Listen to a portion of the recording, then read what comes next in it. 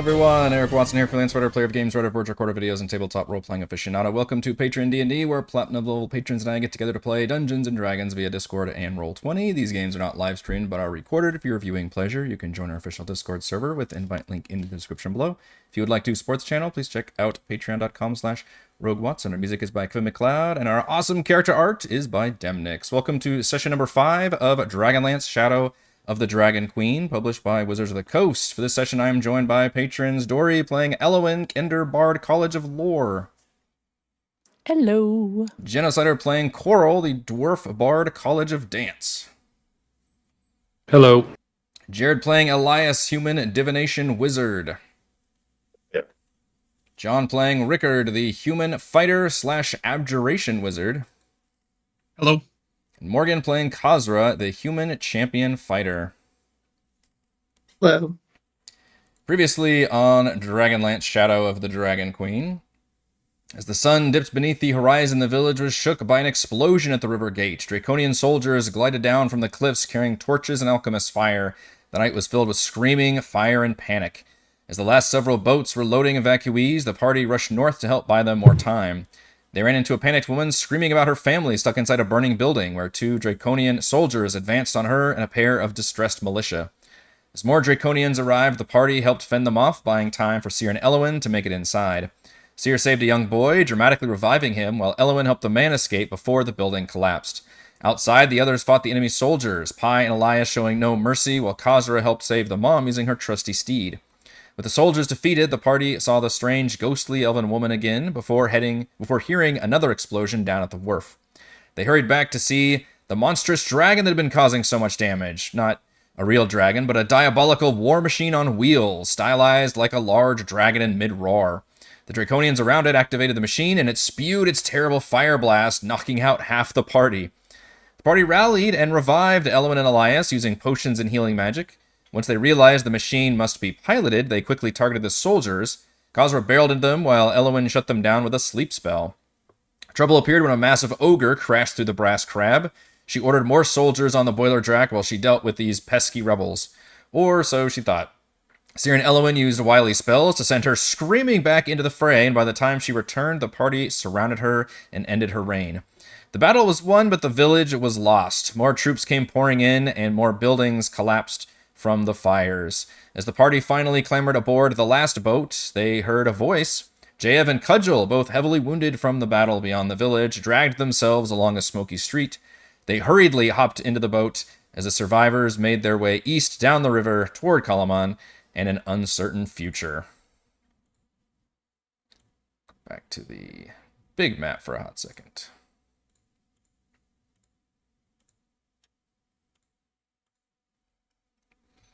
So the journey to Kalaman takes down the river takes all night. At dawn, the walled city of Kalaman rises in the distance, spreading across the southern wide bay, lit by a pair of towering beacons.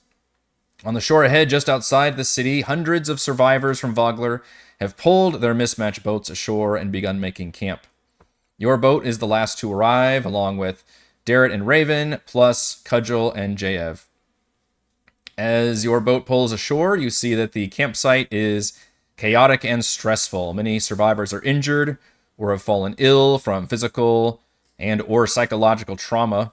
Mayor Raven leads you all toward a set of makeshift tents and urges you all to rest and recover, thanking you profusely for your help. She says, "You saved countless lives through your action. It's a debt I will spend my lifetime repaying." And now you can all get a formal long rest.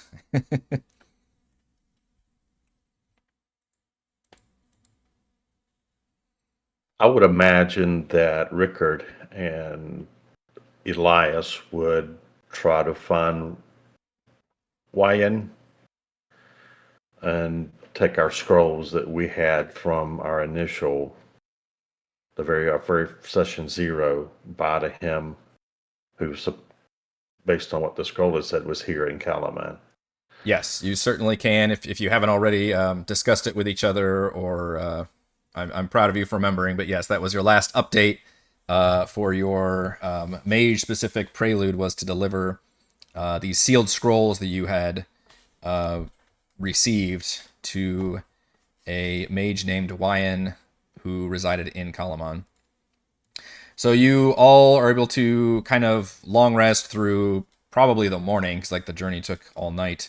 The next day, again, the campsite is still very chaotic. The actual city is like a mile and a half, in the distance, and it's just kind of a hasty, like refugee campsite situation going on.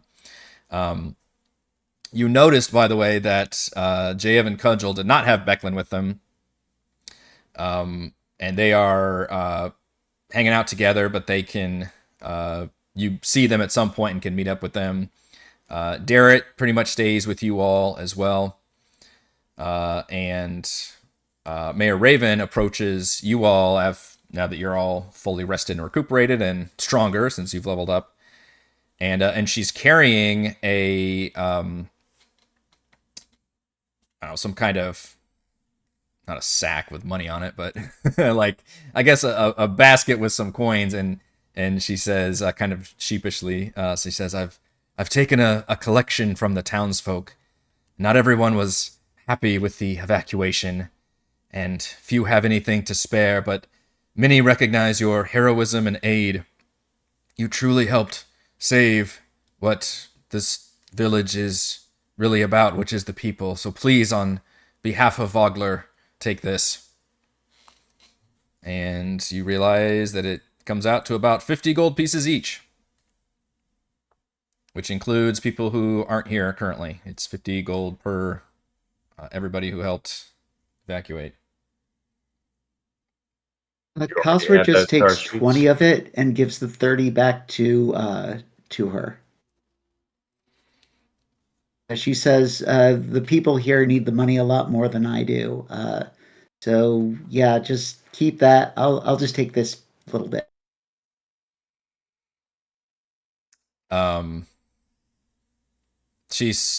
You could see her mouth kind of twitches a bit, like she's very emotional from this. She says, well, maybe we can use it as a collective supply or something. We are still in danger in many ways. What were you saying, Elyas? Did you already add those fun star character sheets? I have not. No, I generally almost never do anything with your character sheets. I will say that. It's up to you all to make all those changes. That way I can have plausible deniability for any problems that come up. So as I mentioned, go ahead. I'm just piggybacking on that because my gold looks like it is exploded in my character sheet. Like I have oodles of it. Yeah, I had 125 and I don't know where it came from. Yeah.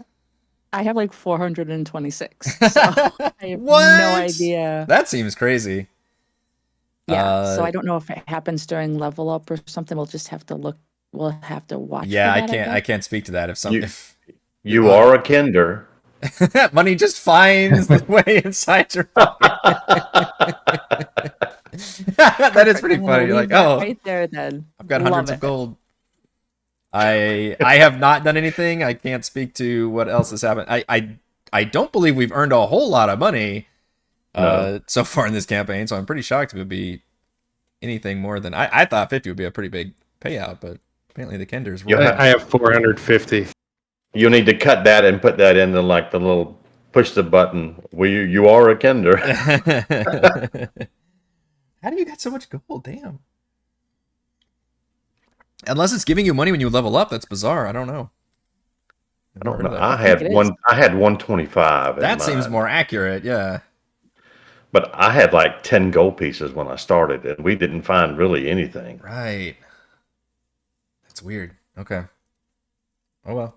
Well, here I thought I was being, because the book doesn't have you get anything, and I was like, I'm gonna give him some money, and my players are like, I've got 400 gold already. Okay, well that's good to know.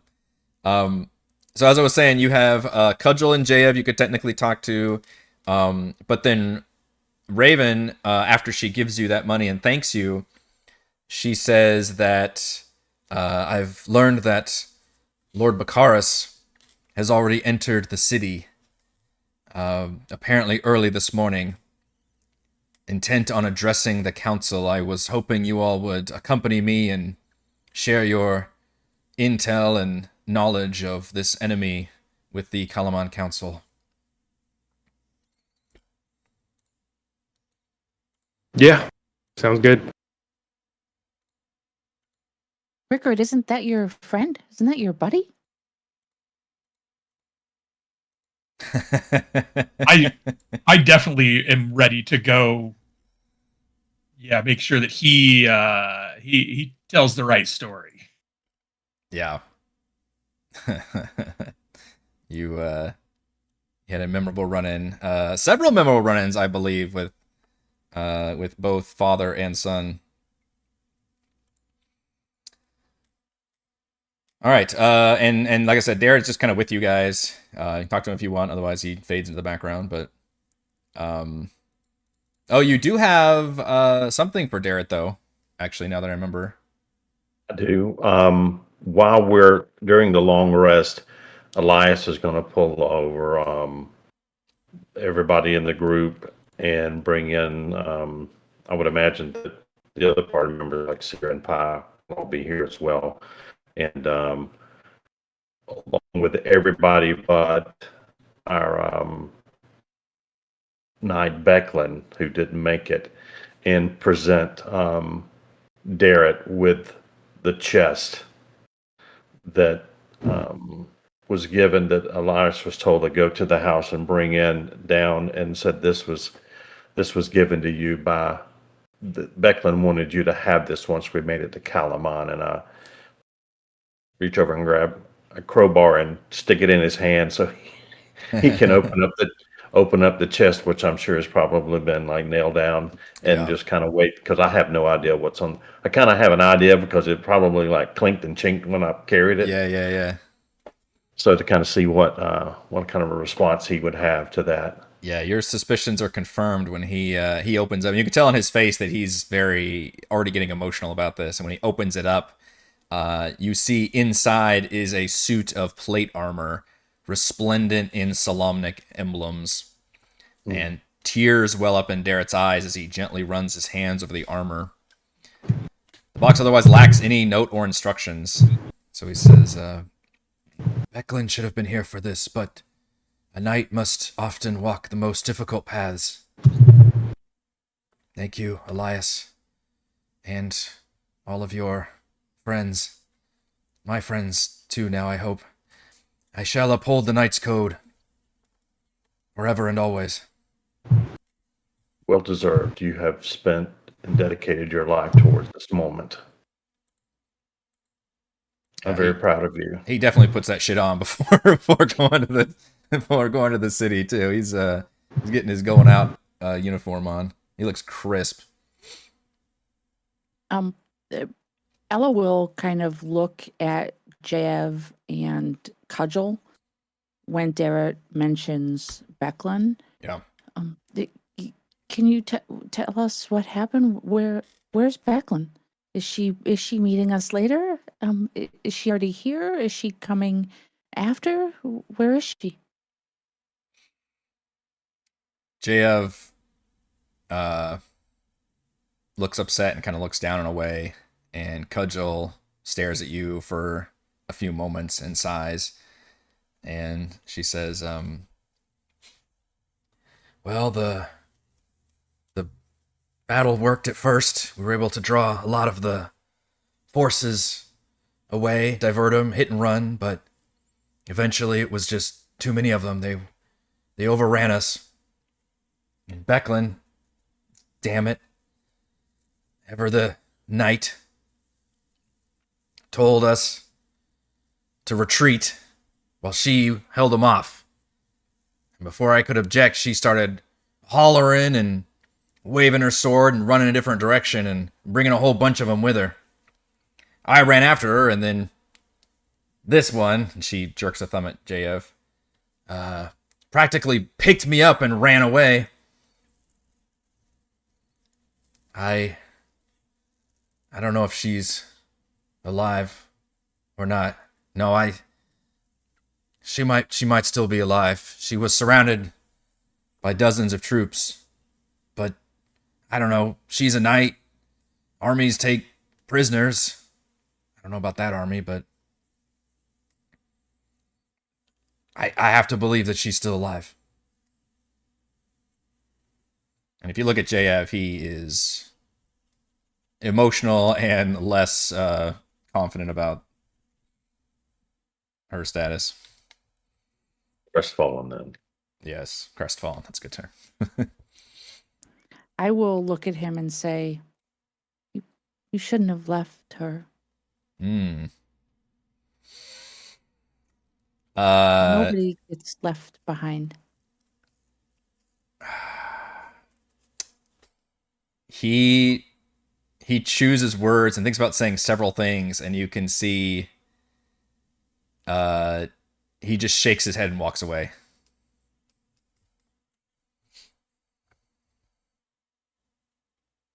Well, we can always get her back, right? Let's just go find her and save her.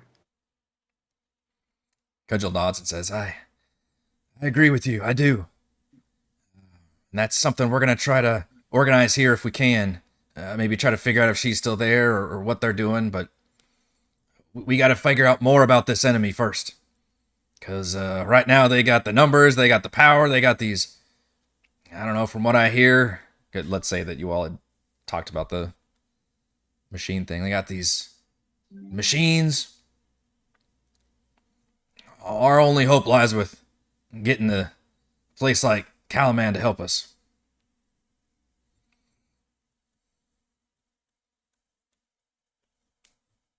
Well, I'll go with you, but I also need to go check on my parents too. I have to make sure that they're okay. And I have to have my dad fix my clothes. So I just need to do that while I'm here too.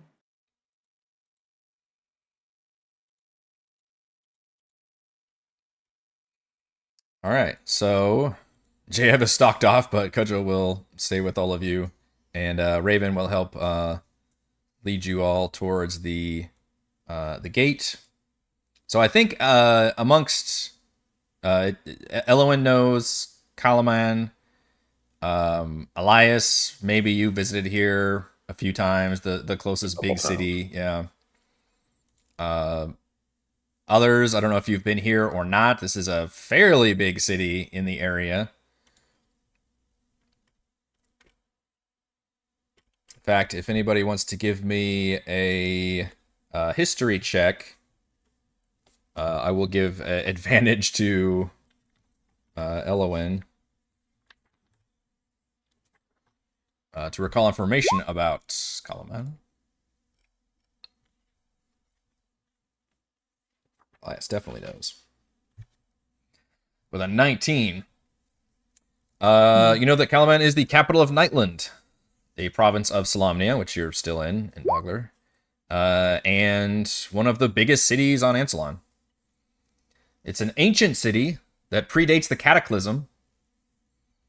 The city is ruled by a governor, a council of guild leaders, and the military marshal.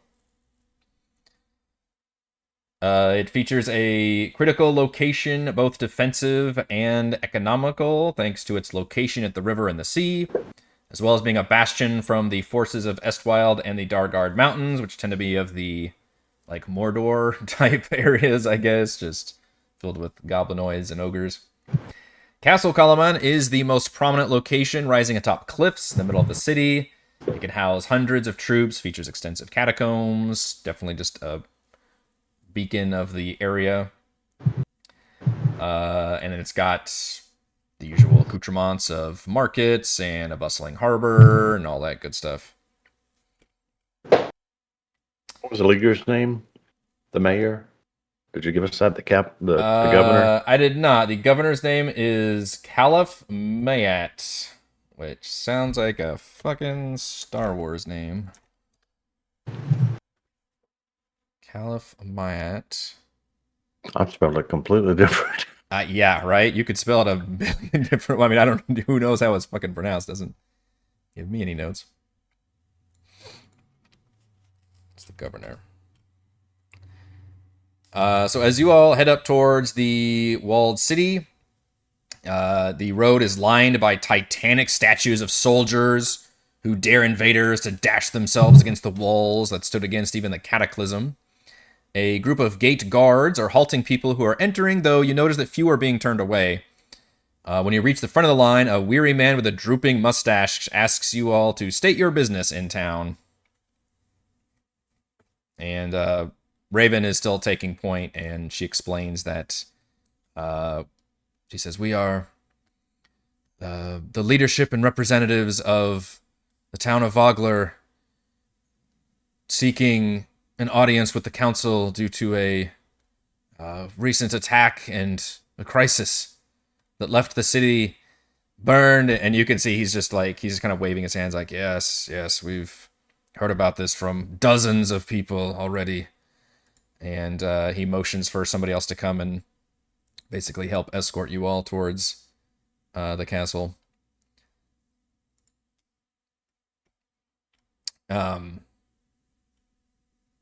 And you all can head inside. The city is bustling with activity, and news about the refugees from Vogler and the attack is spreading very quickly. It's certainly the talk of the town.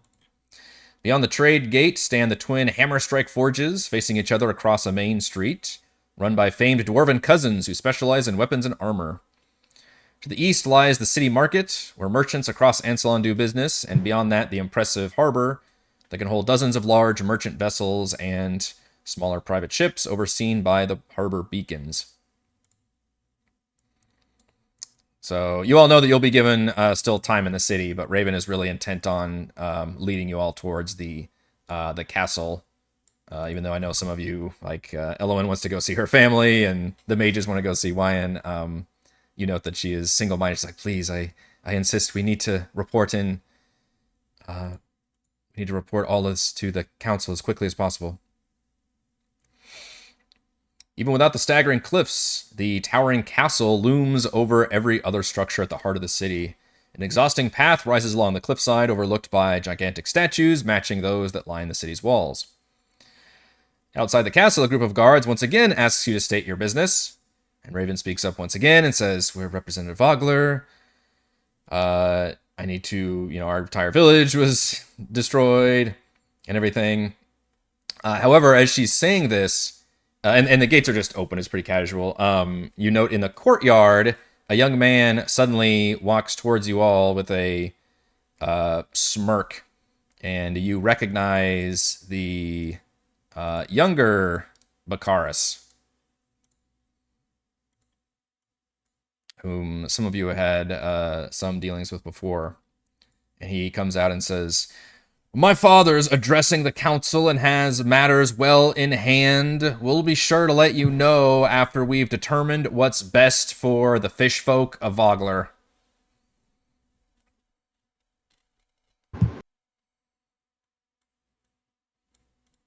Oh, Bakaris the less. So, who made you the spokesperson of Vogler? Or your father, for that matter? Well, clearly my father is the most responsible one, as the reigning noble and the most lucrative person in the village. So it's his responsibility to give his report and be the official liaison to the council and the village. So Someone elected that rich jerk. Move out of the way, kid. Make a charisma with intimidation, I guess. I want to do a help action here and give him advantage on that. Standing behind Darrett and the mayor. Just giving him a look. All right, you can have an advantage on intimidation. With a 10. Let's see. Let's give us a little bit of a cross thing and see if we can give him a charisma check of his own. Do a roll awful. Yeah. Is it charisma or wisdom for Let's just do charisma. Charisma versus charisma. Make sure we're not rolling advantage.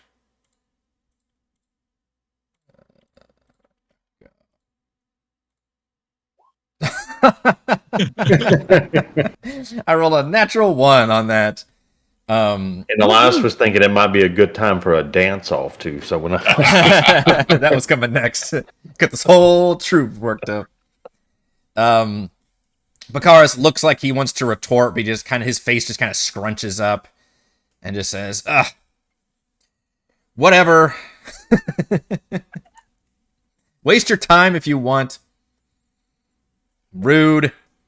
But he does start sulking off and just kind of muttering under his breath, trying to save face. You can see Mayor Raven just kind of shakes her head and says, "Even here they continue to vex me." However, the guards are very serious about not allowing any weapons in the castle. They have a little equivalent of like a locker room set up where folks can put their gear inside, and then literally it's like if you go to a water park or something and you have your own key, and you can put it in there and like put in a lock and key. But if you want to try to hide something, you can, but they are pretty adamant about not allowing weapons inside the castle from folks who are like literally just arrived. you part an old man with his walking stick. Yeah, if you can do it as just a staff, then it sounds like they're okay with that. But anybody who's got any clear steel, basically, like I said, if you want to, let me know if you want to try to like hide it and keep it on you. You can. Otherwise, they expect you to basically store it in this area. But it seems pretty above board where they, it's like a coat check-in situation. Which Raven normally I got a carries. dagger. Put it Yeah. down. Kazra goes over to one of them and just starts unloading all of her like weapons into his arms, and she starts like Pulling out stuff you didn't even know was there. Oh yeah, she has, let's see, her crossbow, a whip, a hammer, a lance. Their eyes go wide after they pull like the third weapon out. I want to see her Pulls put out that shield two in the nets, locker. starts handing those Yeah. to them, and then she pulls up her caltrops and says, "Do you guys want these too?" Yeah. I imagine that's where the scene cuts, right when you say that, because that's the timing. We cut to that, and then we cut to all of you going into the castle, I think. All right, so unless anybody tells me they want to carry stuff with them, we'll have everybody check their stuff. The guards escort you inside the hallowed halls of the castle. 8 serious-looking, well-dressed people, including Lord Bakaris, sit around a board table in the middle of a spacious hall. You can hear one of the people remark stiffly, "Excuse me, this is a closed meeting." At the table's end, a tall man with plaited blonde hair and a velvet vest rises as the guard nervously says, "Pardon the intrusion, but these folks are more representatives of the Vogler situation." And then the man who had risen furrows his brow and glances at Bakaris and says, "Lord Bakaris arrived here this morning. He has briefed us on the situation, his bold defense, and his eagerness to strike back and retake the village. Are your people preparing for battle again so soon?" Excuse me, Your Honor. Bakaris is Governor a trumped-up Calafamia. noble who does not speak for the city. The mayor is here. Bakaris ran and hid and was not helpful at all. Bakaris will stand up very loudly with his chair like bouncing back across the hall and says, "How dare you say this to me? Vogler meant everything to me, and its defense was clearly because of my funding and my willingness to give all that I had in defense of my city. I lost everything. These people just showed up suspiciously right before this attack happened.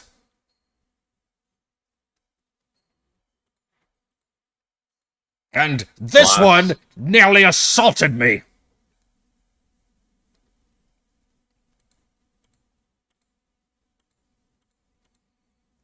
It's true. Elyas. I laid hands on him because he got in the way of the defense of the city. The governor looks back and forth between all of you, and then he nods at Raven and says, You are the Mayor Raven, then?" And she nods and says, "It's just Raven now. Vogler has fallen, Governor Myatt. I am Ravenuth Vogler." She lays a hand on you, Rickard, and says, "Lord Bakaris, thank you for being here so quickly and assessing the counsel of our dire situation. We have come with very important news of this foe, and these wonderful warriors and heroes helped save almost every single person in the village. We had to fully evacuate. We are not preparing for war. We need help and supplies.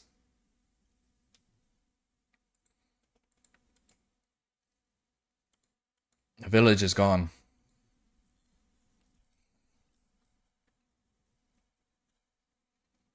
The governor frowns, says, "This is dire news. My heart goes out to your friends and families. But you must understand these are extreme circumstances. Kalaman is unprepared to welcome hundreds of refugees. Marshal." The governor gestures to a stern woman wearing armor embellished with the blue and gold colors of Kalaman. She nods at you all and says, "I am Marshal Vendry, commander of Kalaman's forces. Your situation is far from unique. In recent weeks, we have confirmed reports of small villages and farms being attacked and burned, though Vogler would be the largest such community, and the only one with survivors. Even experienced patrols of soldiers have been cut down, never to return. We only find the bodies later. If you have concrete intel and any information of this foe, you must tell us." And then at that point, Raven, Bakaris has sat back down and he's like clenching the desk, but Raven nods at you all.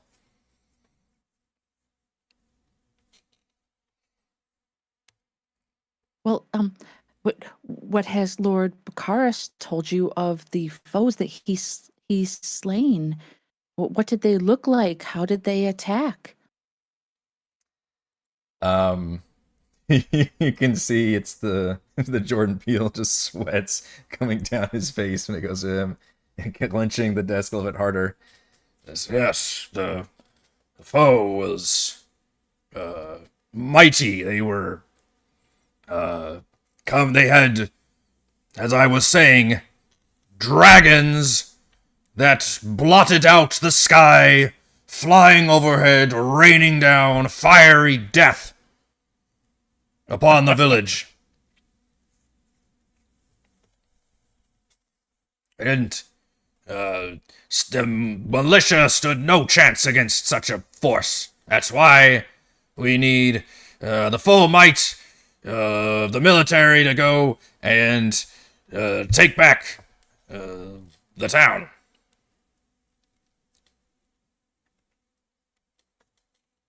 There were no dragons, and the town is gone. Dragons, I heard the roars, I saw the wings, the flames. was a machine.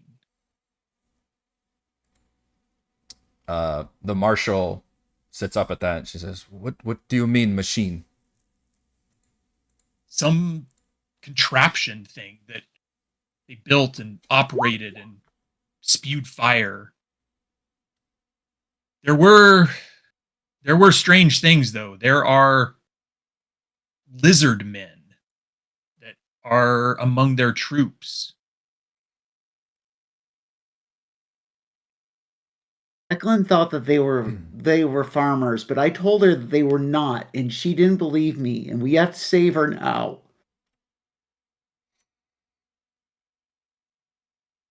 Ella would use minor illusion as Rickard is talking and show them what the machine looked like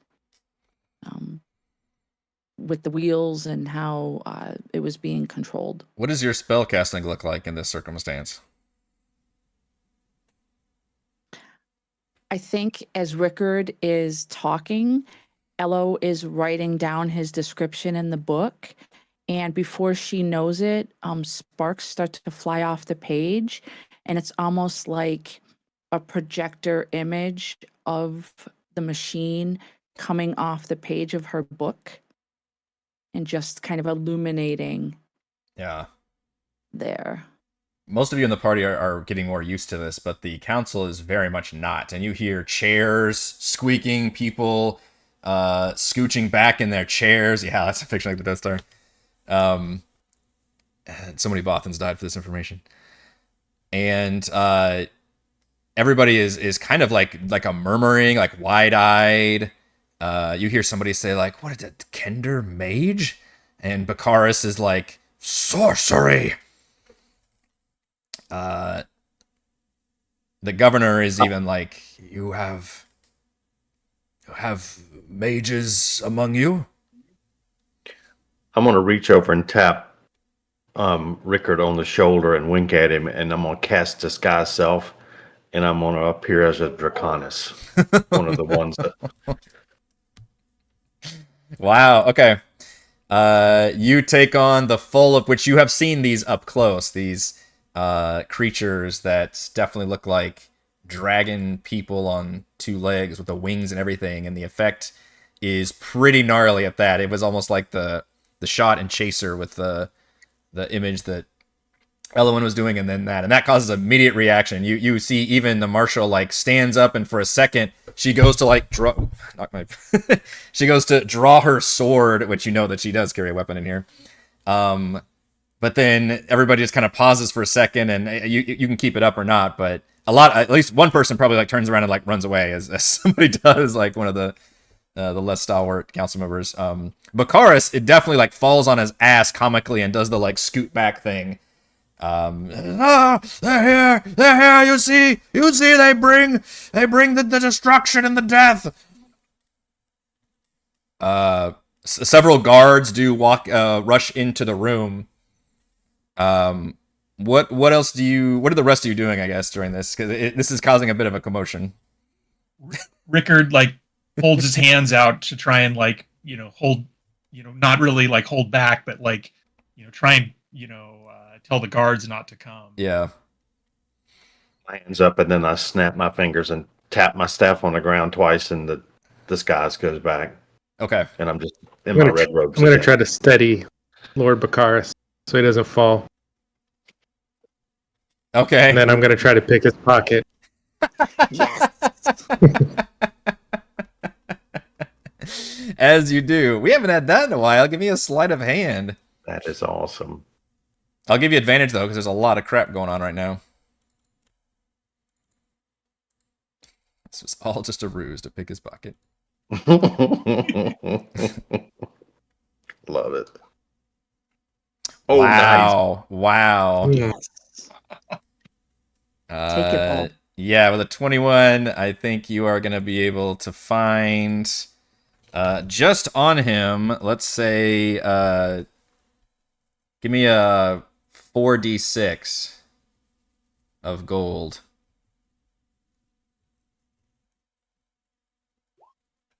Okay, you find 16 gold pieces that you can swiftly grab out of his pockets. Maybe a fancy-looking ring. And he's none the wiser. Governor finally kind of calms everyone down and says, I see you have some mages among you. And he yells at the guards, perhaps in the future we can be alerted to this fact, please.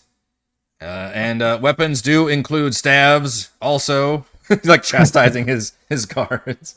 In the future, we don't need any of this commotion within the council. Bakaris, please pick yourself off the floor. So they have some sort of monstrous creatures. Wings, I note. But, not fire. And when they die, Yep. they can turn you to stone. This is some dark magics indeed. I've heard rumors of strange reptilian creatures.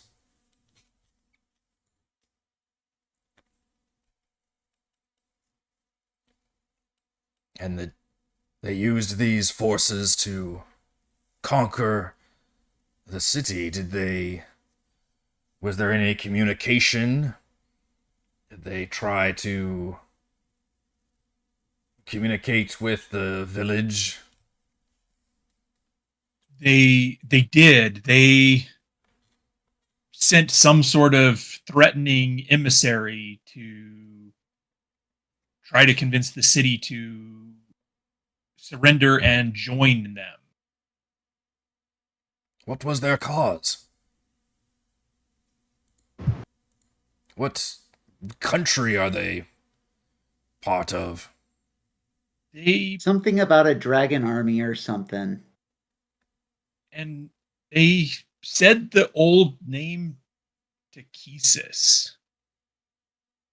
Yeah, that has a ominous rippling effect throughout everybody, because it doesn't necessarily take a religion check for everybody to recognize the name of the old dark goddess and queen of dragons. Oh, wonderful. A fanatical army with monstrous dragon people that destroyed a village some 30 miles away.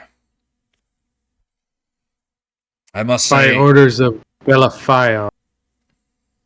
Okay. You can name drop one of the names you learned. Yeah. Belafion, voice of... You see the marshal like literally having like a notepad and writing this out down. Like writing down, and she even calls in a guard to like start sketching like the form that Elyas took. She's like fucking on this shit. Getting all the information.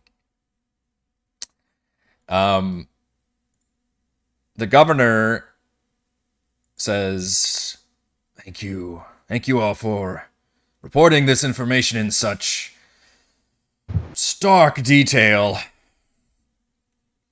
You must give the council some time to discuss these matters. And he nods at you all, and at that point, if you're not going to leave, Raven will again put a gentle hand on some of you to kind of gesture you outside the council chambers. Can I? So they're basically shooing us away. Just outside of the room. They're not having you leave the whole castle or anything. So you have a feeling this meeting that they're going to convene must not hopefully take too long.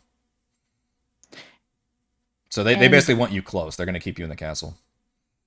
And is it just people from Kalaman that are staying in that room that are just like council people? So if you look around the room, you note that, all they said was council. They never really took the formal introductions of everyone. But everybody looks like they are of a noble ruling class, basically.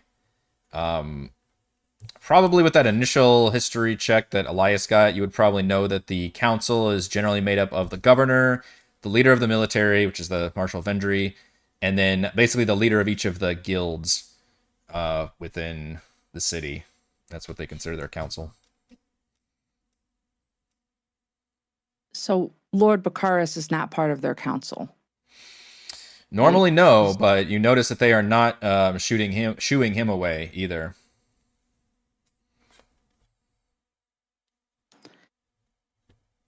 Ella would like to try something. Okay.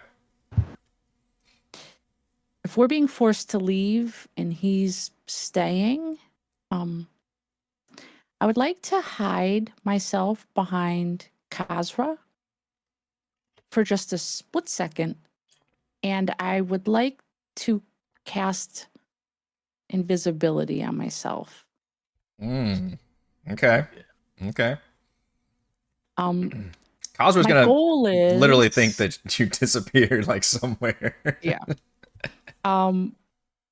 My goal is that I would like to stay in the room, You want to be in the room where it happens. and I want to listen specifically to what this asshat is going to say when we're not in there. Okay. I will say that deception is probably easier to work because of the size difference. And kender, you can probably be pretty easily dismissed. So you find it almost comical that you're able to easily slip away with a bit of magic. And you definitely know it's such a low magic world that nobody would expect or even have the wherewithal to check for that. Especially if the group kind of stays clustered up, like just to the side or something, doesn't go off like meandering. Do you let the others know about your plan at all, or are you just like, I'm just going to go do this? There's not a whole lot of time to discuss or anything. There's no time. Okay. There's no time. I'll let in maybe my one or two mind- people just, they happen to be looking at you maybe when it happens if they want to see, but otherwise it's just I'll kind Kazra of if you're literally... nudge. I'm hiding behind Kazra, so I'm Yep. pulling on her pant leg, and I just kind of nudge Korl a little bit. And again, I'm not really understanding how this works yet. So I'm just kind of like, really wish I could be in that room and listen. And then all of a sudden, like, it kind of just like I disappear. Mm-hmm. And then my goal is I'd like to stay in the room as a wallflower. And force the DM to come up with a scene that he was going to you guys exit out. Sense of disturbance in the force. Literally try to shut the players out. Okay. You all exit and wait outside while Ellowyn, very cleverly and invisibly, stays inside. And again, nobody's even the wiser this is something that any of you were capable of doing. And Raven does generally instruct you all to basically stay close, don't wander off the castle or anything. They should give word hopefully pretty soon. Did Raven stay inside? No, she was told to wait outside as well. Okay. She's kind of acting like everything gets pulled out of my hands. There you go. She's generally acting like the den mother, like the scout leader of this like expedition, and basically trying to stay with you guys. Like, don't wander off, children. Like, really keeping everybody together. Okay, so for Ellowyn, you see that the council generally like gets their shit back together, like chairs kind of scooch back, and you see that everybody's very animated about what just transpired. Baccharis immediately speaks up, says, "You see, that's these strange outsiders just arrived in the village, as I was saying, and capable of all kinds of magical shenanigans and danger." And the governor kind of raises his hand and says, "Peace, Baccharis, we have heard your tales. But magic or not, we have a very real serious problem in this army that has such forces seemingly coming out of nowhere. And Marshal, I thought These armies were supposed to be to the east. The marshal kind of nods warily and says, "Yes, Governor, we have heard increasing reports that have been mostly unsubstantiated at best of these strange sightings and army into Solamnia. This Vogler is certainly the largest community, and to lose a hill village like that right nearby, it's extremely troubling. I don't know if we were able to get confirmed numbers, but I don't believe Vogler had much of a militia or defense to begin with. They've never had to defend against an army like this. If something like that happened, they would come to Kalaman. We are in the best defensive position, Governor. I can pull troops back if needed. Governor says, we will continue what we're doing. We need to build information first before acting. And he asks somebody else, like, leader of the housing district, how many people can we hold in here? Says, Governor, we...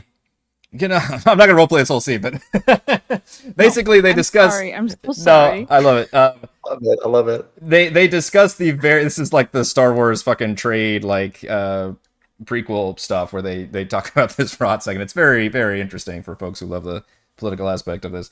But they basically seriously discuss, like, okay, we have all these people outside. How do we deal with that? They're Solamnic citizens, basically. Kalaman should aid them, but we don't have the resources to literally house like an entire village's worth of people inside of our city.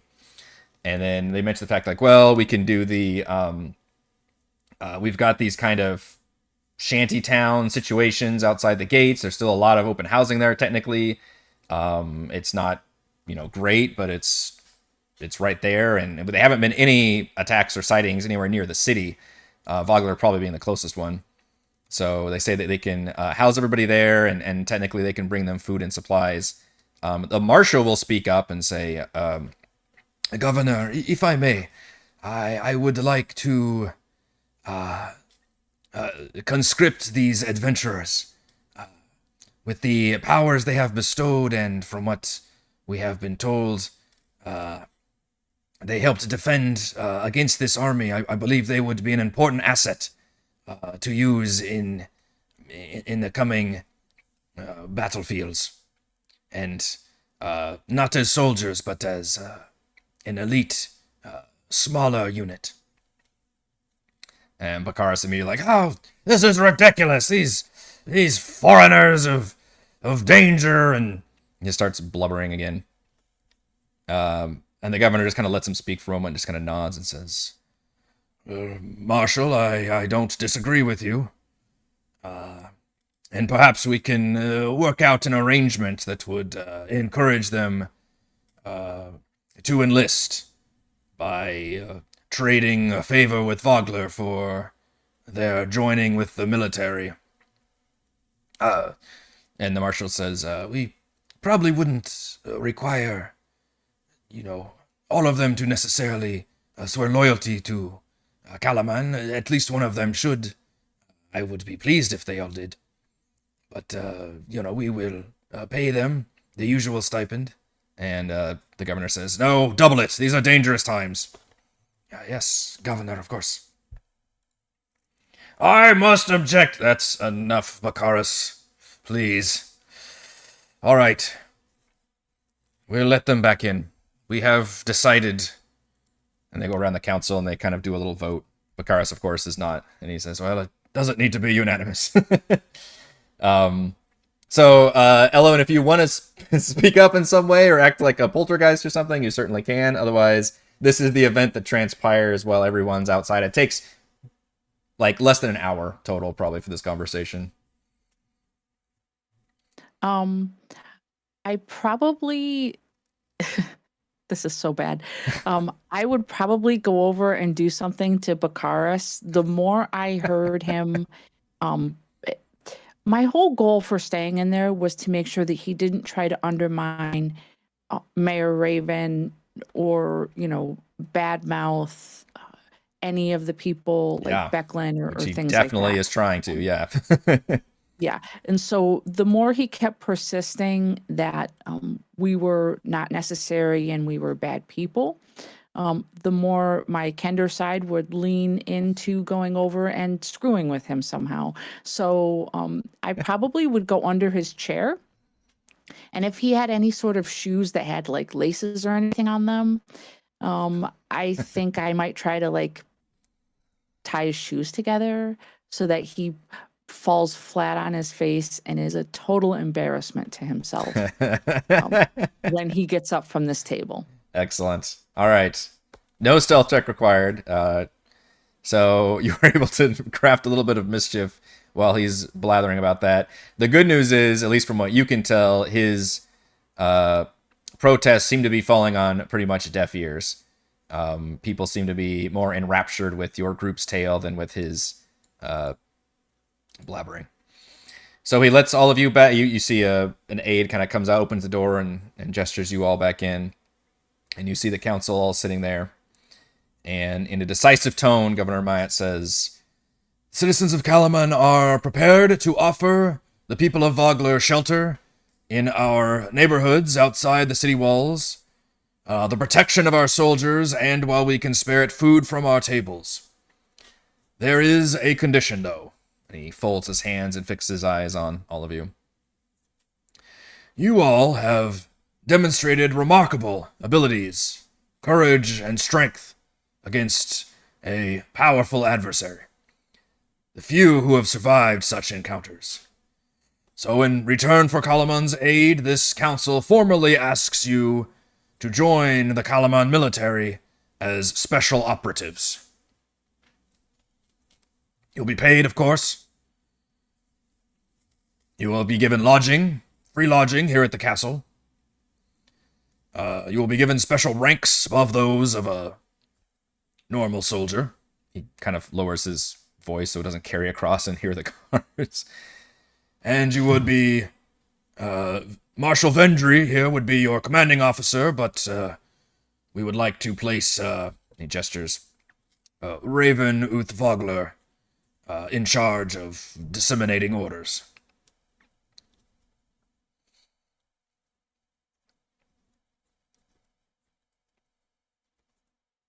How long would this be for? Well, this is a unique situation where you are outsiders coming into the military, but we generally require everyone to serve at least in 3-month intervals. Wouldn't be much good if, we train a soldier and they up and leave the next week, you understand. But these being special circumstances, I understand that the Marshal may have different requirements involved, but perhaps we'll say until we can deal with this immediate threat, might be a fair assessment.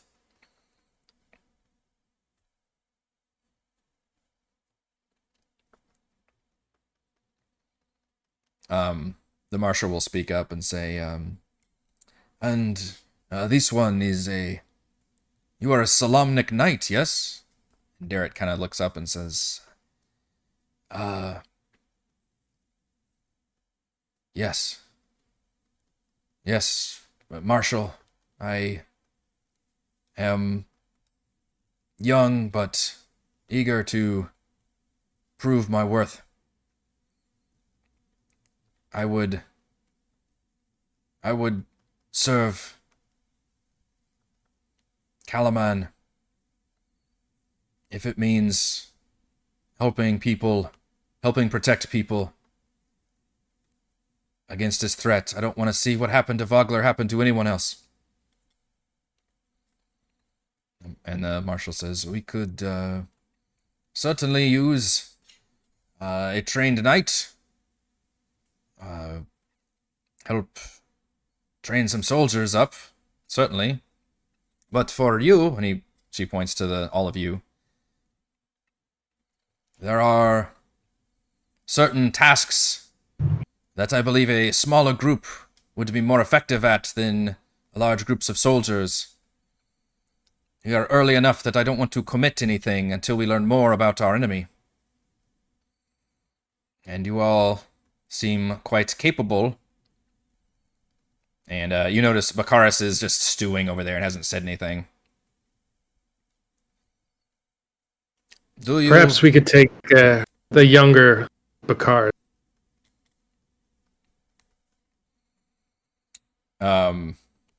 He showed himself to be very brave in the face of danger.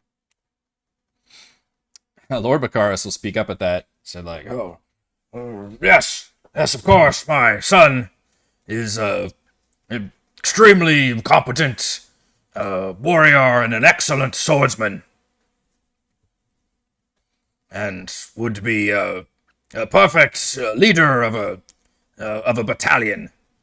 Not for this group, though, of operatives. And again, the governor kind of holds up his hand for peace. So we will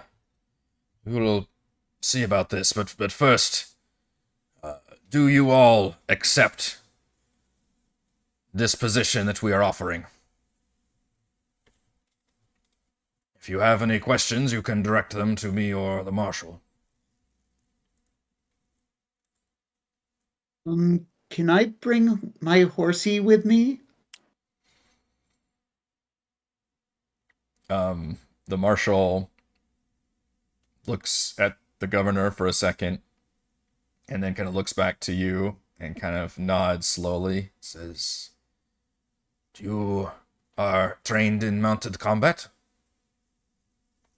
Oh yeah, I've been practicing a lot. Me and horsey are really good now.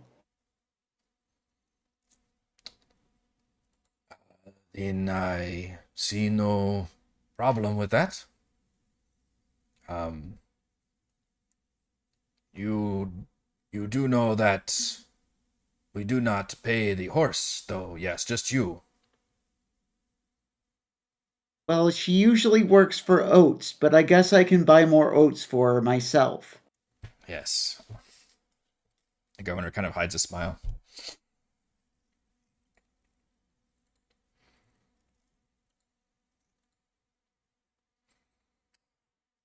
If you all accept, you could... we expect you to swear loyalty to Kalaman and uphold the city's laws and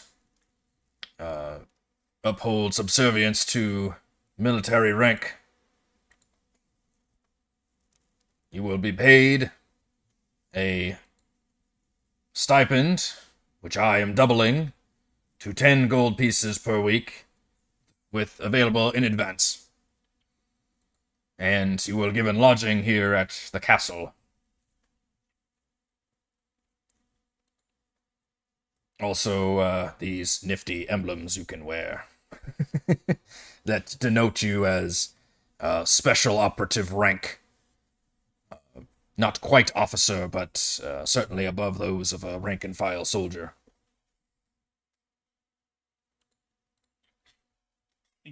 Rickard having some of the background where he kind of started out in the kind of the guard and military stuff.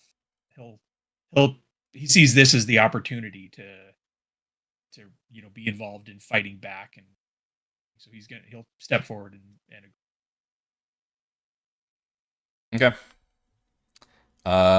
Does anybody else formally want to sign up? You get Ellowyn is still invisible. So do you how do you want to do you want to like leave and then uninvisible, or do you just want to do it dramatically in the room, or do you just want to stay invisible through this whole process? I think. How long does the spell actually formally last? Is it an hour? It lasts. There's no details on there. Okay. Until the spell It ends. is. If it's like 10 minutes, we'll have a problem. But if it's at least an hour, I think we're okay. Up to 1 hour, yeah. So I think when they opened the doors for everyone to come back in, Yeah. I think I scooted out and kind of went behind Kazra again and just kind of like pulled on the pant leg, and then all of a sudden, like there I was coming back in the room with everyone Yep, again. none the wiser. All right. Yeah, so you all see this conversation. Darrett seems to already be wanting to accept. Raven is stepping forward and wanting to accept, and then Rickard is stepping forward. From what you remember, 100%. okay, She does that too. Okay. And then Ellowyn, from what you remember, they had even mentioned they don't necessarily need everybody to swear loyalty and actually sign up for this, but as long as they're just on board with this plan and at least one person does, then they can treat that as a formal acceptance. I I'll think I sign up. would step forward. Yeah, I think we probably all would step forward, but Okay. I definitely would as well.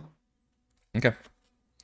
With everybody accepting, you see the governor nod very gravely. Says, I appreciate this. I think that my assessment of your characters, and he glances at Orbacaris, was improved upon meeting you all and hearing your important information and your stories. And he goes through I guess they probably like the marshal probably comes out, and I don't know what the process ceremony looks like, but I don't, maybe because I'm trying to think like what do they do with like there's no Bible here to swear on because there's no gods at all, right? So it's not a process. Maybe there's just a like the person like kneels, and then the marshal like puts a hand or something, and then you have to like repeat a few words, or she probably says a few words and you repeat a few words like to the effect of I swear loyalty, life and loyalty to Castle Kalaman, and uphold to serve and protect and all that kind of stuff. And they go, and she does just a group, so she doesn't make you do every single person one at a line. She just does a group swearing in for everybody. And then they give you those little emblem patches, which show the colors of Kalaman. And they do mention that you've got lodging here in the castle. Although if you want to go back out to the town and the tent city area to do anything, you certainly can. And then the last information you're given is to report to the castle first thing in the morning, and basically report directly to Vendry unless you've heard first from Raven, or obviously if you're already on a mission, basically. So you've basically got a job now.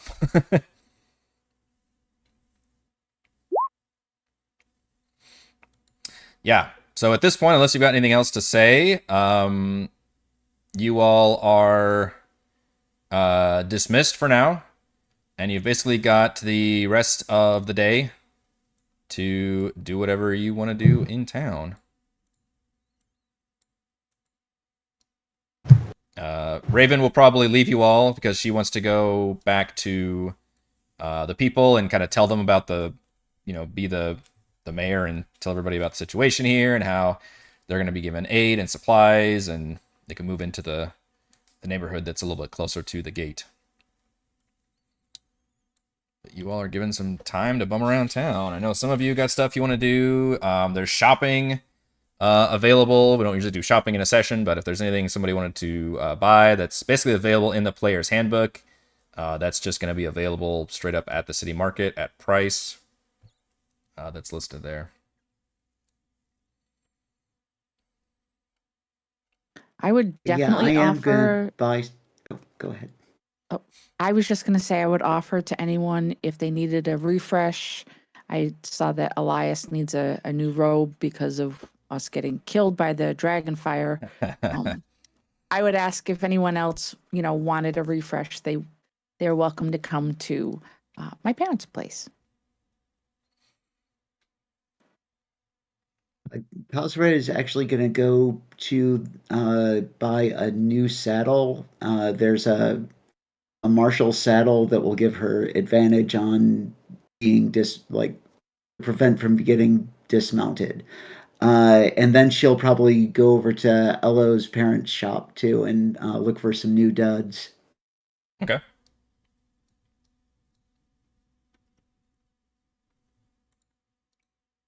Yeah, I'll just follow Ella around. I don't need to do anything. Oh, and I forgot. At the council meeting, you looked back, Ellowyn, as everybody stood up to kind of walk away, and you do satisfyingly see Bakara stand up, take a step, and immediately just trip and fall, and like just slam part of his head on the table and fall down. And everybody just kind of, and he just like yells and mutters. And everybody's one person like rushes to like grab his hand, and he just kind of waves him off angrily as that fades into the background. She'll tap Rickard in the leg, and she'll go, "I did that. I did that." I did that. That's me.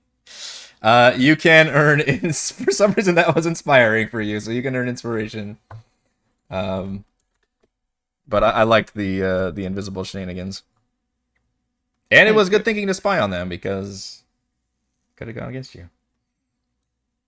All right, so you three are going to do some shopping and visit Ellowyn's family.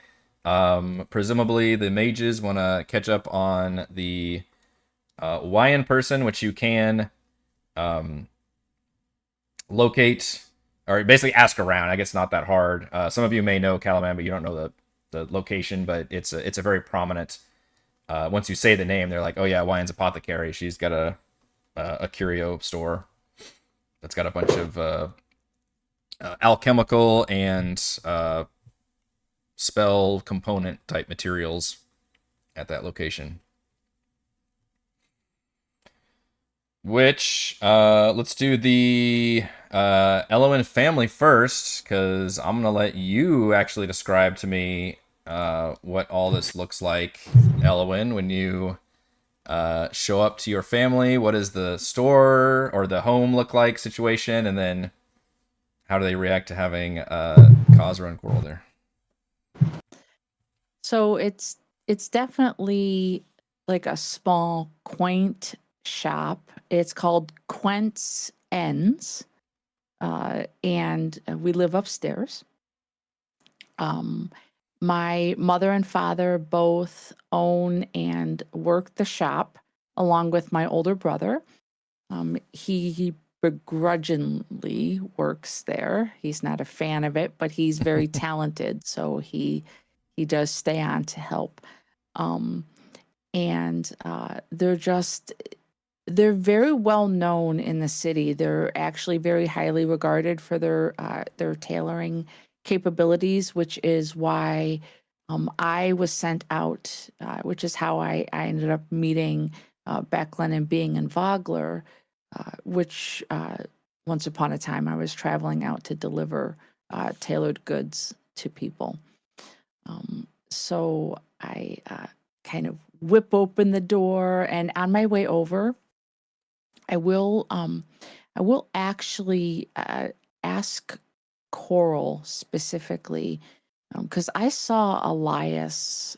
Elyas is not with us? Elyas is with Rickard? With Rickard, going to the meet up with the mage. Okay, yeah. okay. So is it just Korl with me, or Kazra's there as well? Okay. I think Kazra's doing some shopping, so she can either be with you from the beginning or meets up with you later, I guess. Either way. I'll give Ellowyn some gold to buy me a nice new red robe. Perfect. I want to have a conversation with Korl before I get to my parents, because I'm really confused on what's happening. And I've seen that Korl's able to do some of the same things that I was doing accidentally.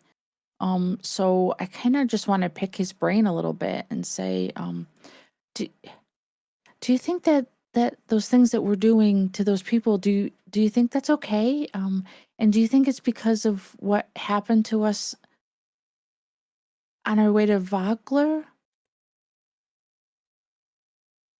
Yeah, I was thinking that too. I don't know if I should tell my parents or not about it.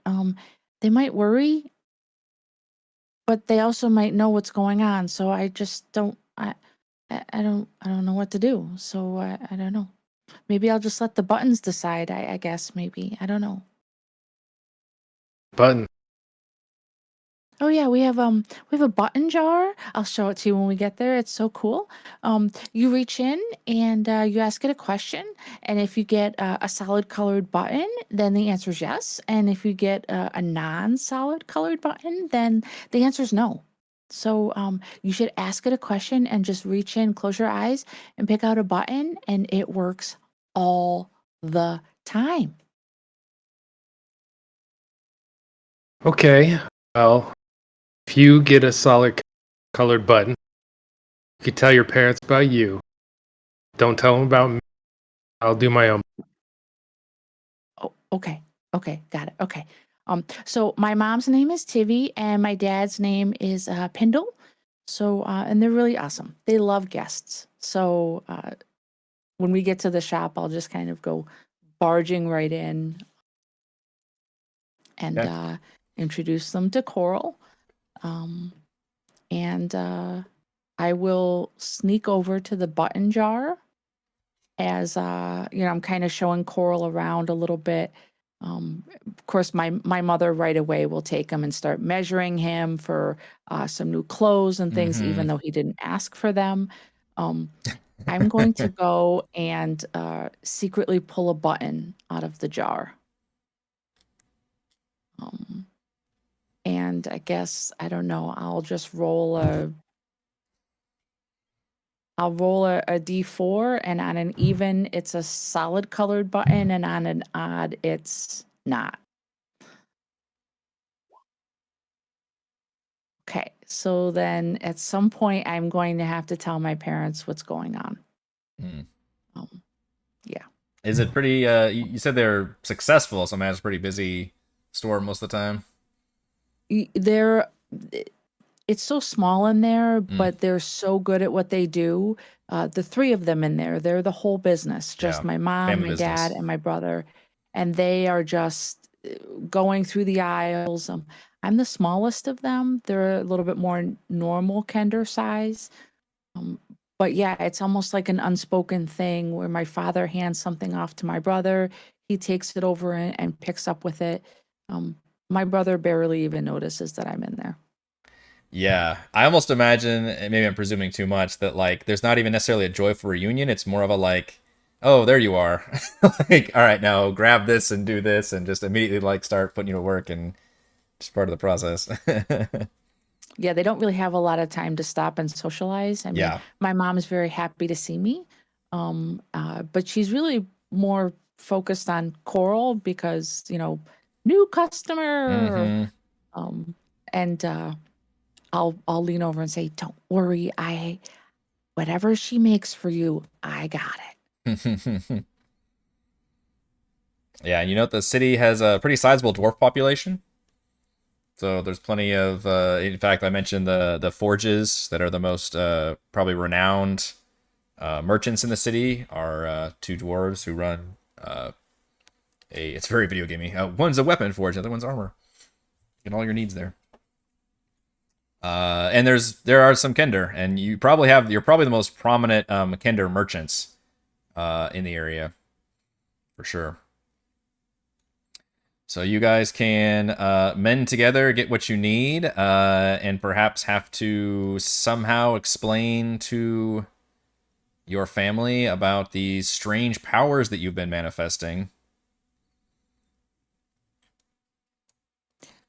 Yeah, I'm not ready to do that yet. Okay. I just know that the answer is yes. I have to do it, but now's not the time. Yeah. Meanwhile, the two mages can go over to Wyon's Apothecary. You're able to easily find the store. See foggy windows obscuring a selection of charms and occult trappings for sale. The store smells of licorice and pepper. The modest shop has a few meager tables displaying good luck charms, the odd animal bone, and vials advertising various remedies. In the middle of the shop, you can see A human woman with raven hair and a dark dress with feathered wing-like sleeves, standing behind a counter heaped with open books. She kind of looks up from her reading, eyes you with some disdain, and then goes back to her book.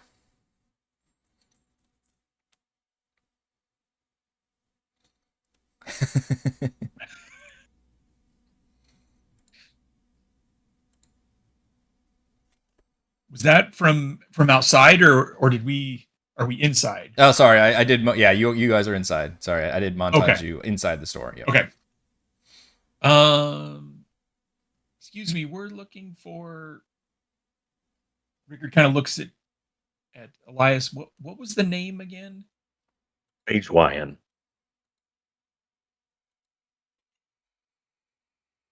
We're looking She- for Wyam. Yeah. She looks up again. Says, "Yes, you found Wyon's apothecary. Congratulations. Do you need We anything?" both hold our Yeah. both hold our scroll out at the same time. Big smiles on your faces. She looks at the scrolls and just sighs. And then she slowly stands up, closes her book, and you notice now up close that the dress she's wearing are actually black robes. And she gestures towards a back room. And as she does so, a large black bird flutters down from somewhere you didn't see and flutters down onto the desk and then just stares daggers around the room. It's empty right now, but basically daring anybody to jack with the store while she's not in attendance.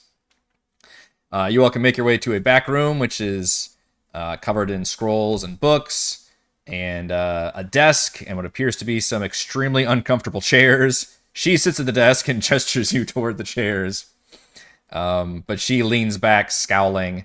The scrolls are still just sitting on her desk. I will ask both of you, did either of you ever open the sealed scrolls? Okay. Nope. She looks at them for a moment and then looks up and says, "So, you want to be a mage. Tell me, what makes you worthy of the power and responsibility?" She kind of drums her hands on the desk.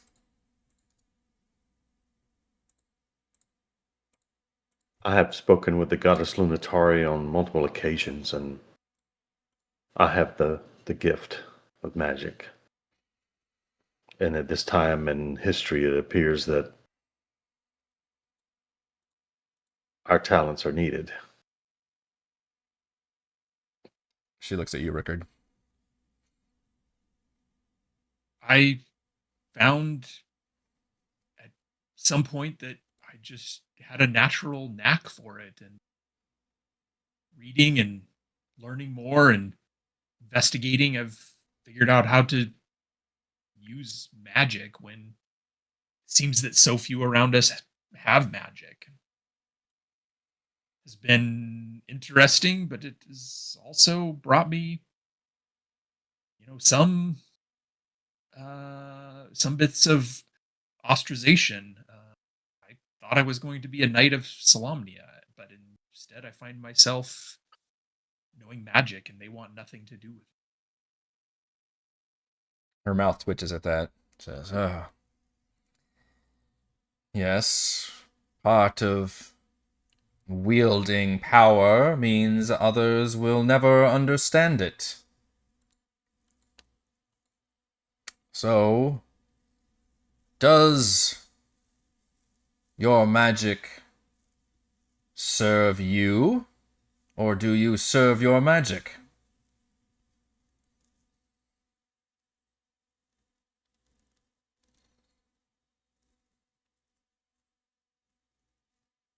I feel it serves me in times of need, but I feel like I owe it something in return.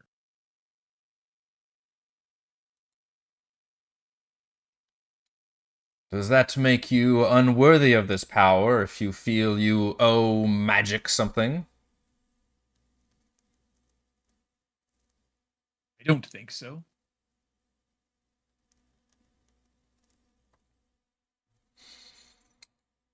She looks at Elyas.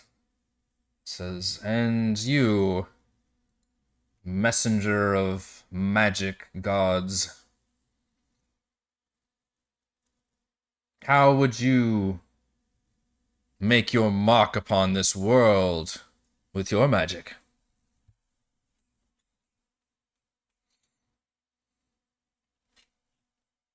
The future is uncertain. Divining that could take a moment or the rest of one's natural life.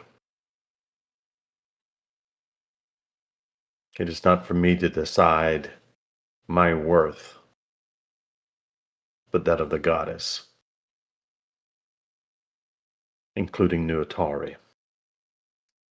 Would like both of you to give me wisdom saving throws, please, as you feel some magic emanating from her.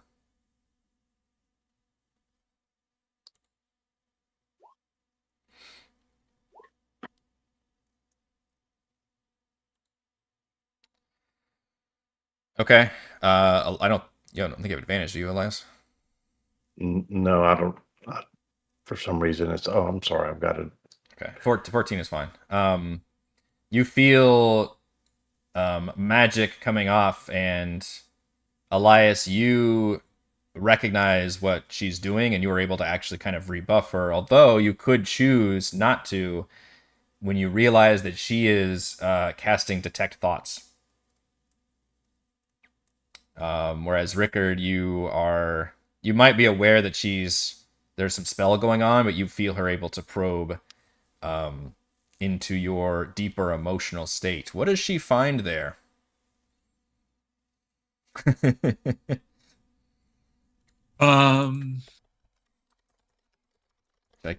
guess we can look up the spell to see specifically. Because I think she could already know surface thoughts, but if you fail to save, she can discern the target's reasoning, emotions, and something that looms large in its mind, such as worry, love, or hate.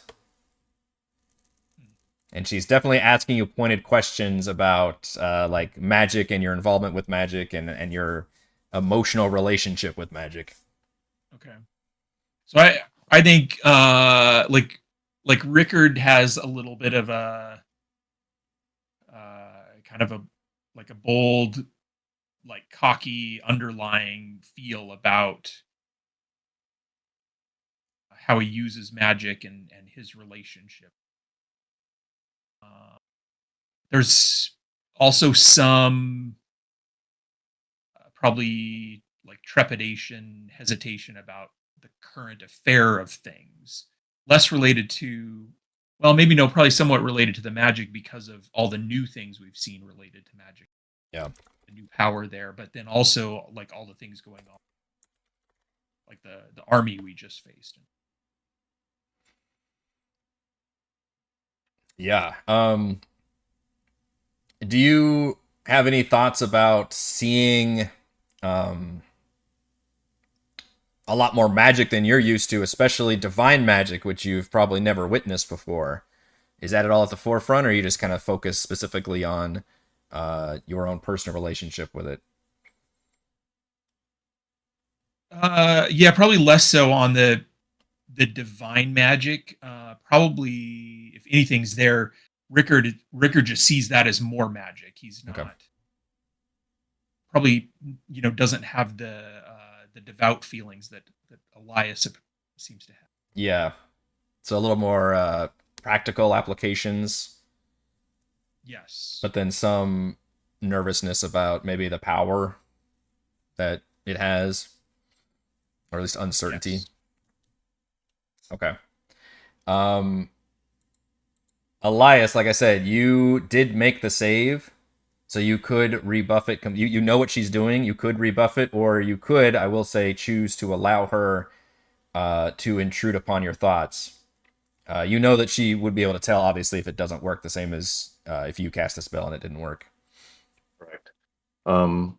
Elias kind of has a flat expression and says, "Mistress, all you need to do is ask. We're friends here." Her eyes are locked on Rickard for a second, and then she flicks to you and kind of scowls for a brief moment. Says, And I lower my eyes in a subservient Yeah. gesture. Okay.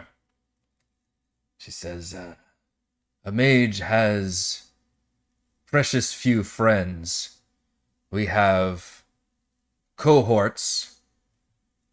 We have few equals.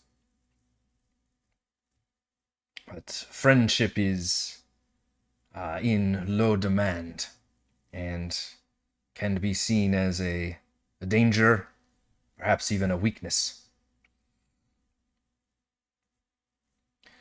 You needn't be so afraid of this power that you wield. She flicks her eyes back to Rickard. But some humbleness towards your station is appropriate at this level. I see you have wielded your magic with great skill. She puts her hand on the scroll and closes her eyes for a second on a Rickard scroll. And then she takes it off. You, she looks at Elyas. You are more close to me. I sense some great conflict within you. Perhaps, because she was able to read like surface thoughts. A recent trauma in your life.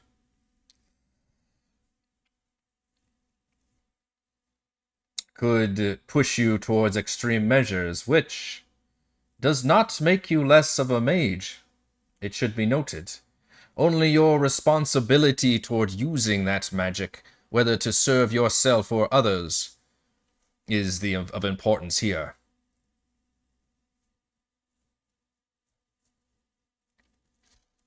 And she places her hand on your scroll and then removes it.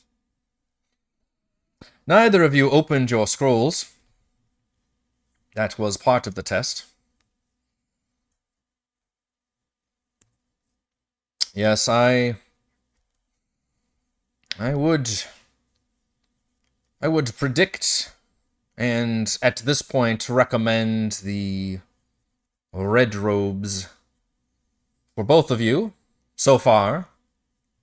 But of course, magic is fluid and can be temperamental, and one can change their ways should the need arise.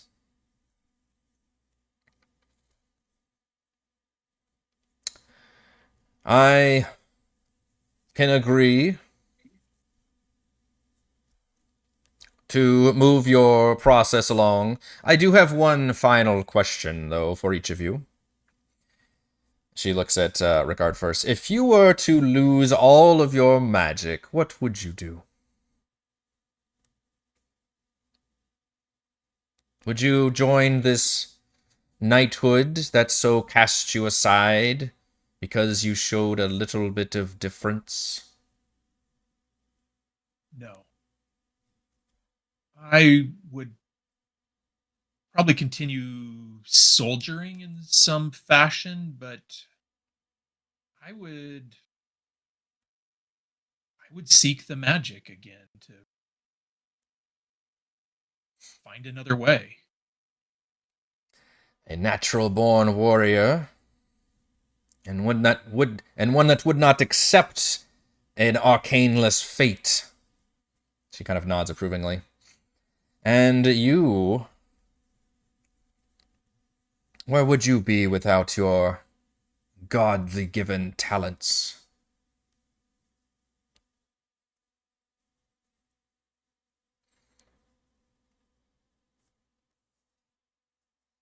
Elyas is very thoughtful.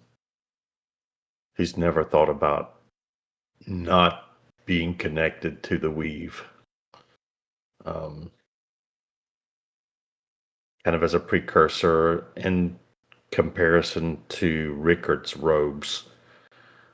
The charring of the red robes give kind of a partial darkness to the robes that are, you know, whether it's a foretelling or just That's great conflict you know, within you. yeah, it's kind of a narrative. Feed Why your anger. Let loose. Yeah.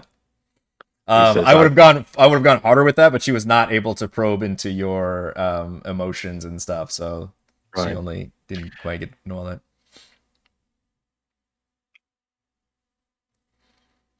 that would be something that I would have to address if it came to that.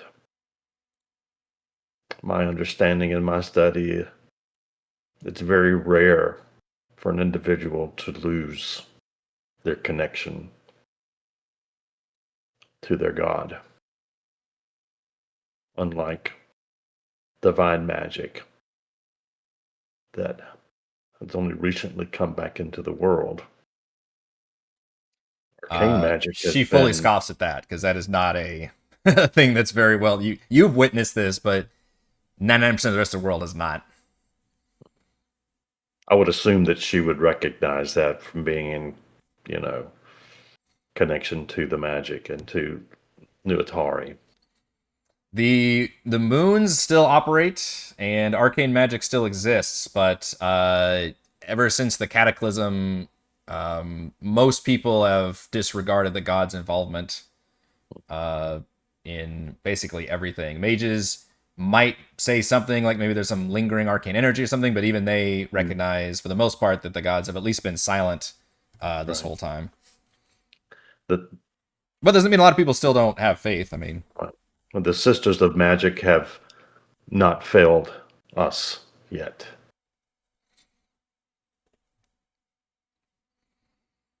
I guess his response would almost be like a disbelief, like, is that even possible? Yeah. She kind of shrugs nonchalantly. Says, well, you're not the worst candidates that have come through my store. I'll say that. Precious few these days. I will contact my fellow mages at the High Sorcery and petition for your inclusion into the organization. Of course, that will involve you taking your formal test of High Sorcery to be included. For now, you can still provisionally use magic in a provisional use. And I will contact you, and yes, I have ways of finding you, don't worry about that. She touches the scroll and kind of smirks. You have been imprinted within the High Sorcery Network. So I can find you, but, hopefully stay in the general Kalaman area, at least until you hear back from me. But I'm sure it'll go fine for you. No worries. Very few people are actually killed in the tests. She kind of... All right, so you have basically progressed, and now you're basically just told you will hear back from her regarding your official admission into the organization. Mages of High Sorcery.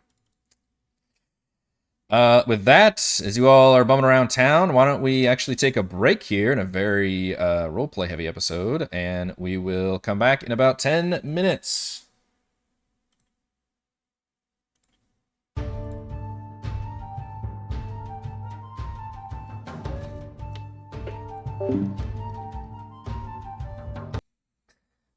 Is there anything else that you all wanted to do today? You basically have the rest of the day. to do whatever you want. There's mainly just like, I don't know if anybody want to engage with like the crafting system at all. I know you can make items, non-magical items. You can create spell scrolls, I think. Maybe scribe scrolls. You could technically brew a potion of healing. All of these things require you to have certain skills or tool proficiencies, but they all require like at least 1 day of work. So if anybody want to do anything like that, good. Seer was the only one that had the herbalism Okay. proficiency, so. Yeah, and if anybody, whoever is not here, they could certainly choose to do some stuff with some downtime as well, because you're basically given a chance to hang around the city and kind of get whatever you wanted to get done there in terms of having that downtime stuff available. And as I mentioned, if you all wanted to shop, you could buy anything basically that's available in the player's handbook. I know Kazra mentioned buying a saddle. If anybody needs to buy any other standard equipment that is available in the player's handbook, you can purchase that at cost, because apparently you all are swimming in cash that I was not fully aware of.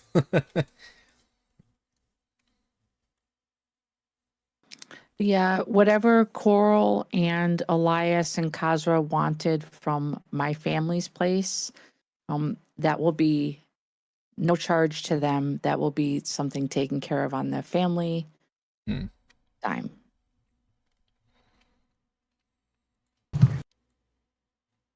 I'm good with new clothes. Yeah, they literally Kazra's have going to get fashion. Oh, sorry. I was gonna say they probably She's are in gonna- charge of the latest fashion trends for the whole city. So you guys look very, very nice. Kazra wants to get matching hats for her and Horsey. That is not a request that anybody's probably heard for a while. But you could somehow find what kind of a hat? What does it look like? Probably big floppy hat, and then there's like 2 ear holes cut out for Horsey's. That are also on yours, but Can't wait to see what Dimnix does with that. I was gonna say, please, we need updated art now of Kazra. With I think with the horse behind her and both of them wearing matching hats. That's what color is the hat? I think they're going to be like kind of black, but then a band, and there is like a daisy in both of the hats. They have like just a daisy hanging off the side. Very nice. All right. If nobody else wanted to do anything else, I can montage you to the next day, which means everybody gets another long rest. Could enjoy a very rare session of 2 long rests. Doesn't happen very often.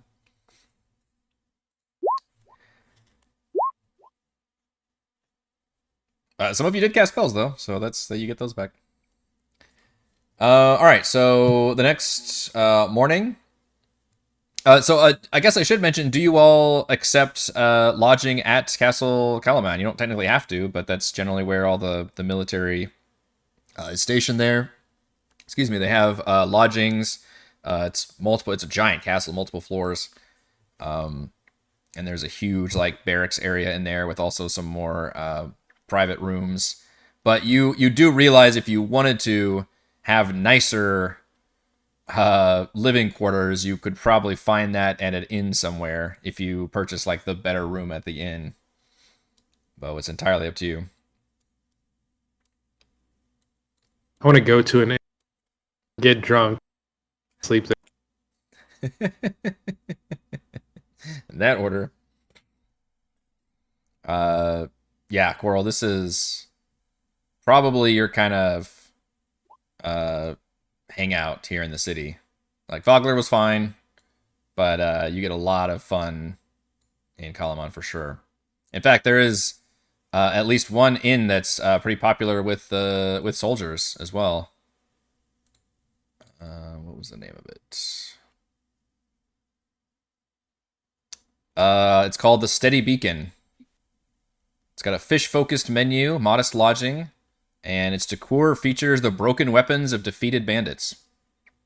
It's a particularly favorite location for soldiers, and if you strike up a conversation, you realize the owner is a close friend of the marshals and a former veteran, or a veteran of the Kalaman's military.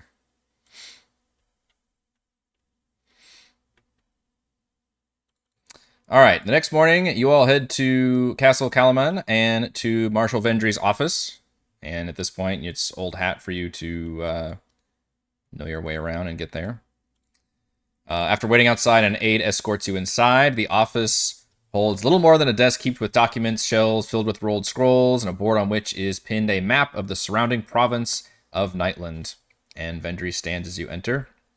And she says, "Thank you for coming and accepting this position. These are dark times, and we must stand united against a common foe. As it happens, I already have your first 2 assignments. The council was disturbed about this machine that caused such devastation." And she glances at her notes and kind of repeats the information that you had given her about this device.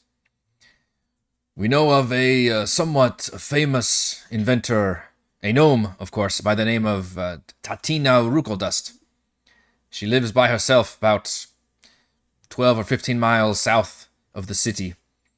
We want you to pay her a visit, see if she has anything to do with this deadly device. Regardless, the council would like to meet with her to get her insight over such terrible war machines." It was... Name was Tatina Rukoldust. Gnome inventor. South of the city. She wants you to pay her a visit, see if she has anything to do with the war machine that you described, as well as to get her to meet with the council. The second assignment involves some missing scouts. I have scouts stationed around the region, especially to the east, but I'm concerned about a pair that was stationed west of here, especially after hearing of the attack on Vogler. An army of that size, such an attack would normally warrant them quickly returning and checking in, but we have heard nothing. So I want you to check in on them. The last report said they made camp among some gray birch trees in the woods. I don't have to tell you this, but you are under no circumstances to engage with any large forces or armies if you found any in the area. You are strictly to report and only engage in very small skirmishes if needed. Special operatives, yes.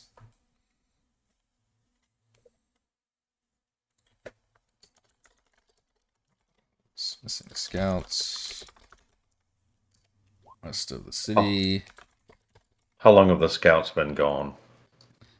She says they should have checked in. But she's saying they should have checked in either before or right when the attack was happening, which would have been just a few days ago.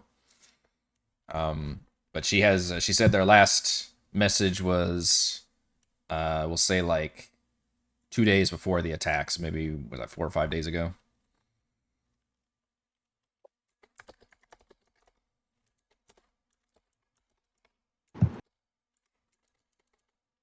Spell birch trees. B-I-R-C-H. Yeah, thank you. I was salutes and snaps at attention. Yeah. You do note that Darrett is actually not with you and had left a note, maybe wherever the majority of you were spending the night, or a message or something that basically says, I'm reporting to duty at the castle. They've assigned me to start training and when working with some new recruits and soldiers. I hope to catch up with all of you soon.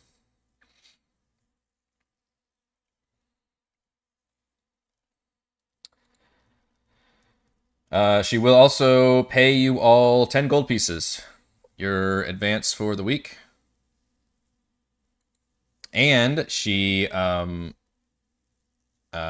gets a chest from under her desk and opens it. And inside you see several potions. And she starts handing them out.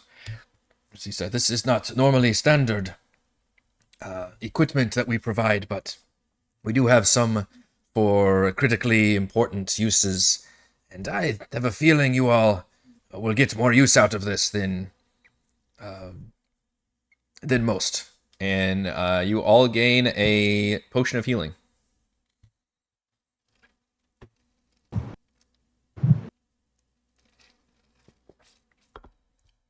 Korl say, "Just the one?" I point at Kazra and say, she might need two. It's big. She you think that normally she would like frown at that, but instead she kind of cracks a smile. Says, "I'm afraid that is all we can give for now, but you do some good work for us, and I can make sure that we can provide some extra incentives. But make no mistake, you are working in defense of Kalaman, and these missions are of critical importance. So I will stress the time-sensitive nature of all of this. I expect you to complete these missions as swiftly and efficiently as possible. Do you have any questions?"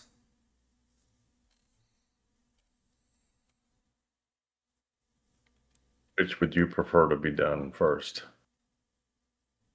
How important are the scouts? Yeah. Intel.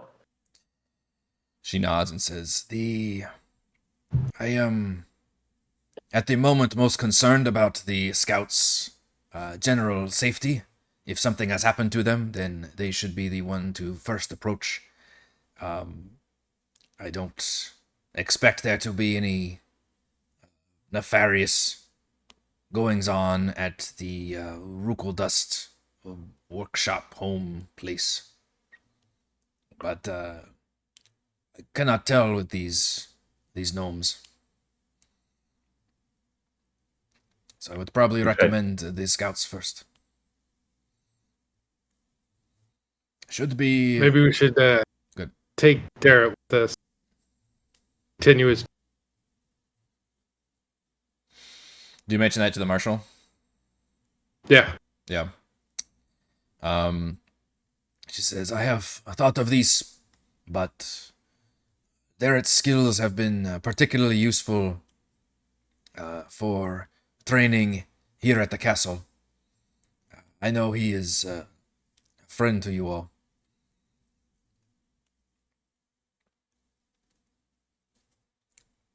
You will certainly get the chance to work with him, perhaps in the future. But I think using the smallest force possible will be able to move swiftly and get things done quickly. This is just Korl being scared. Mm-hmm. But I love his buff. His buff is so useful. He gives us a D4 on all of our rolls, Marshall, please. No, that is newbie training wheels. You do not need that anymore. You're level 4 now. I'd like to remind the DM that we are level 2. No, Chris, we're level 4. Get out of here. Look to Ellowyn and say, well, these are your stomping grounds. You want to take us in the general vicinity of west of here? It's kind of going back the way we came from, but... Mm-hmm. Yeah, and the marshal will mention... South of the river? Yeah, yes, for sure. She definitely says do not go north of the river at this point. That's considered... In fact, if you ask, she'll mention the fact that she is recommending, not forcing anybody or putting out a proclamation, but just like a recommendation from their government that says like, hey, maybe don't travel upriver right now because there was this recent attack by a dangerous army, and they're like literally trying to still get the message out about what's necessarily happening with people and trying not to cause like, a panic amongst the citizens. So they're just kind of mentioning it like that, basically. But she says, for you all, you definitely have free travel. And she also mentions that normally the area around Kalaman is relatively tame, maybe some minor bandits here and there, but I mean, there's farmland all over the place, and, you know, it's such a big, major city, like, nothing big happens. But she cautions because all of this is happening, and very recently, she obviously is worried that there's a lot going on now, so says to keep your heads on a swivel.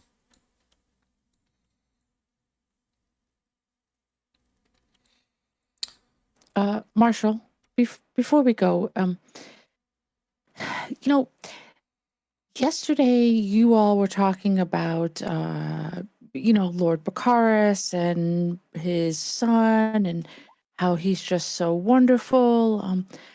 Can I just listen between us girls right here?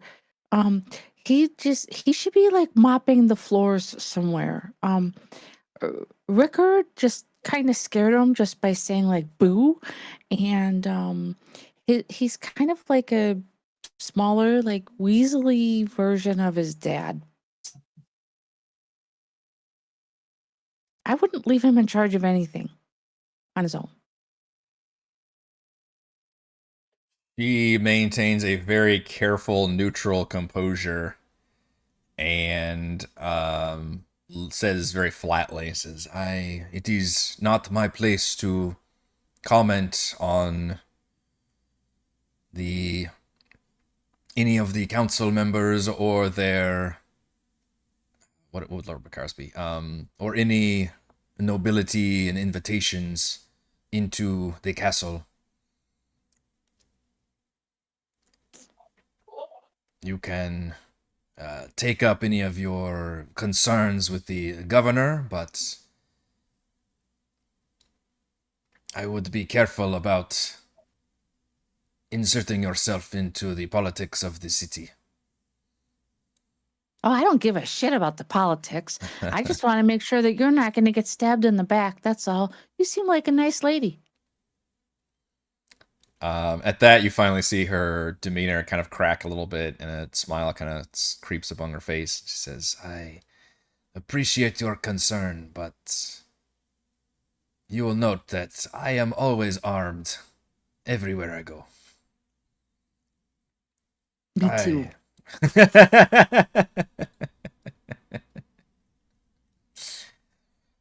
Yes. But thank you for your concern.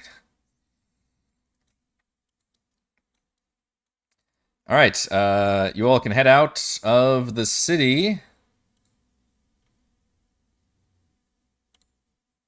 And close a bunch of tabs that are open.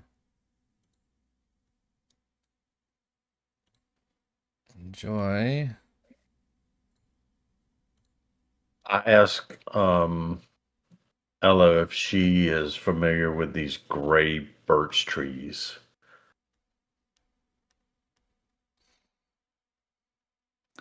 Am I familiar with the gray birch trees?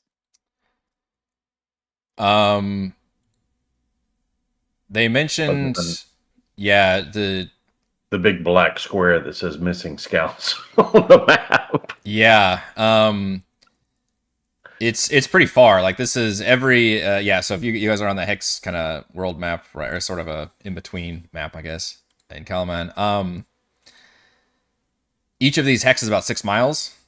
So where she was able to pinpoint kind of where the last known scout location was, as well as where the location of the gnome's workshop is as well on the map. So, I mean, it's possible Ellowyn is somewhat familiar with this area. It just depends on how much you left the city. It'd be like the equivalent of, like, traveling miles outside of a city into, like, the surrounding countryside, basically. So if you're a big city girl, you may not know anything about it. If you did, like, travel around, then you might be more familiar. Either way, you would know that the area around Kalaman is, as the marshal said, generally very safe. As safe as a area can be near a big city. And they've got a big military, they've got a big presence. And it's generally pretty nice. It's a lot of rolling hills and fields and just excellent farmland. Nice rivers that run through everything. Esker Brook here. We're going to try to procure any mounts to ride flanking horsey, or are we going to just hoof it? That's true. She does. The marshal does mention she does not have any horses to spare. You get a feeling they're not really big into. I mean, there are planes here, so they use some, but she says for travel, a lot of them just kind of walk, I guess. So she wasn't necessarily expecting to mount you up. You could probably try to go and rent or even purchase a horse, maybe. There's probably rules for that somewhere. But obviously, Kazra can have her horse. So what's it, about a 2-day hike? No, not nearly that long. You can travel about 3 miles an hour. So about 8 hours. Even just on foot. So every hex is about 2 hours of travel. Okay. So you think it would be something About 8 like hours to the scouts. probably less than that, honestly. Probably looking at more like 6 or 7 hours to get to the scouts. So maybe half a day. Okay.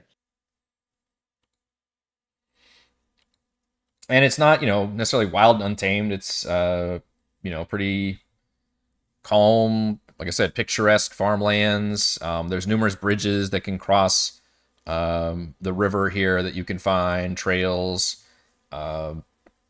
It's honestly mostly an uneventful journey as you travel. It's very nice, kind of almost relaxing from the fact that your last travel was just this very harried, going down the major Vingard River. However, when you reach the woods, you do note that now you have to actually begin searching. Like, you can get to the area, but from there, you were just given this clue about finding this, copse of gray birch trees. Which means I'm going to require a survival check from whoever wants to be searching for them. Basically taking the lead. Rickard will definitely forge ahead. Okay, Rickard with a 15. How do you go about when you're tracking or searching? What does that look like? So kind of that background with the guard and learning some of the soldiering things, although a lot of that was a little bit more focused on some of the city stuff. He's familiar with being outside the city, so definitely spending time looking for, because so there was sort of a road, or there were up until you basically reach the woods part, and then that's why I asked for the survival check, because then it gets a little bit trickier. Like, there's plenty of, roads and trails and areas around, but once you get to the woods, now you're really going off the beaten path, and, it's not like a huge dense forest or anything, but it is like walking around the woods, basically, there might be a few natural trails here and there, but it's not normally a place that is heavily trafficked. So looking for those, signs of something disturbing the area. Okay. Those signs of, human-ish presence. Yeah. Something that's not the naturalness of the woods. Okay, what you do is you start spotting some broken branches or just footprints and things. And you also spot some blood. And as you look up, you can see, and everybody's just kind of following you. You do spot a group of gray birch trees about 50 feet up ahead. And the blood has led to a dead body. Looks human, clearly visible nearby. In the middle of the trees is a small campsite where you spot a pair of Draconian soldiers harassing what appears to be an injured, human tied to one of the trees, while a third Draconian looks on.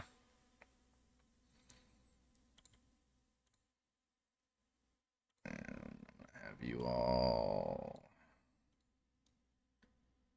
go right here. And at this point, I'm going to go ahead and have you all roll for initiative. But you have not necessarily been spotted at this moment. All right. Yeah, some of you are killing it on the initiative rolls. Okay, so as I mentioned, Rickard has led you to the area, and you all kind of look up and see at the same time.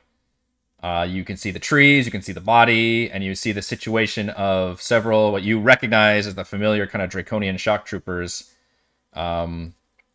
Just seem to be kind of harassing and torturing a person who is currently tied up to a tree.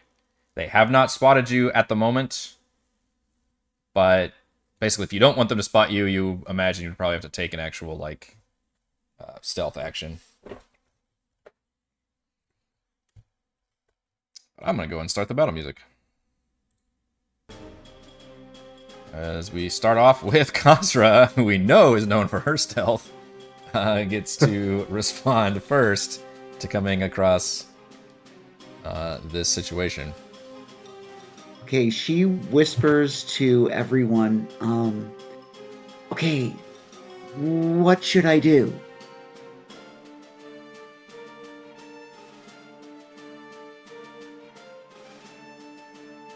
Save the should I- guy. Save the guy. Okay. Save the guy. She is then going to... she and Horsey. So Horsey has a 60-foot movement speed. So Horsey is going to dash. And they're just going to go full bore in. And let's see.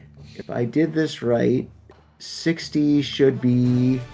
bring Kazra right up to... let's see, here, I think. And so Horsey would be like down here. And she is going to attack with her Warhammer. Charge! The guy that's right next to her. Okay. Let's see, Warhammer, one-handed. Oh, shoot. Not bad. So, boom. Oh, you went She's too going fast. to use. She's going to use one of her luck points to get an advantage on that. Okay. So she'll take one more swing. Does a 15 hit? 15 is better than a nat 1 for sure. It does hit. Okay. So 8 damage, and it is pushed 10 feet to the north. Yeah. Would it hit the other one by any chance? And maybe would they knock each other down or something? Maybe with a really good attack roll, but that one barely hit its Now armor. 15. Yeah. So Okay. you do connect, and it just flies a little bit back from its intended target of the captured human right here, but clearly was a bit of a shock for all them, as they looked up and spotted you all coming in, and then you just charging at them. And then she's going to use her action surge to let's see. Would you say that she could grab the guy because she's on Horsey? Could she grab the guy and ride off with Horsey still with that action, the extra action? With an extra action, you can grapple somebody using the unarmed strike grappling rule, and then if Horsey has more movement, you could ride off with the horse. Yes. Yeah, if she tied dashes, to she a can tree? get back to where I started. So I'm gonna do. Oh, you're trying to grab the grapple guy. thing. Yeah, the guy is tied. I'm sorry, I thought you were trying to grab a Draco. Yeah, if you wanted to grab the guy, he is tied to a tree. So that's, That would You probably take could an break the action. ropes, though, technically, if I pulled hard enough, right?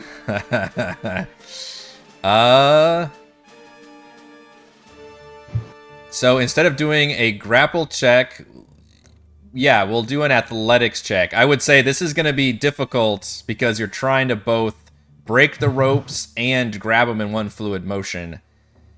So I'm going to say Okay. that if you roll a 15 to a 19, then you can successfully break them out of the ropes. If you get a 20 plus on the athletics, then you can do both and actually end up grabbing him as well. Okay, I'll give it a try. Oh, It's darn. close. That's very close. Can I use my inspiration that I get at a long rest to do that then? You can use your inspiration, yeah, because it's just a straight up reroll. Okay, one straight up reroll. Oh, 24. Yeah, so you get a +7. Odds are pretty good for nailing that. Okay, with action surge plus inspiration, you are able to, in one awesome moment, just grab, like maybe a limp arm or something, and with the other hand, like just rip off the ropes. You're kind of kneeling like halfway off the horse and just forcibly rip them off of.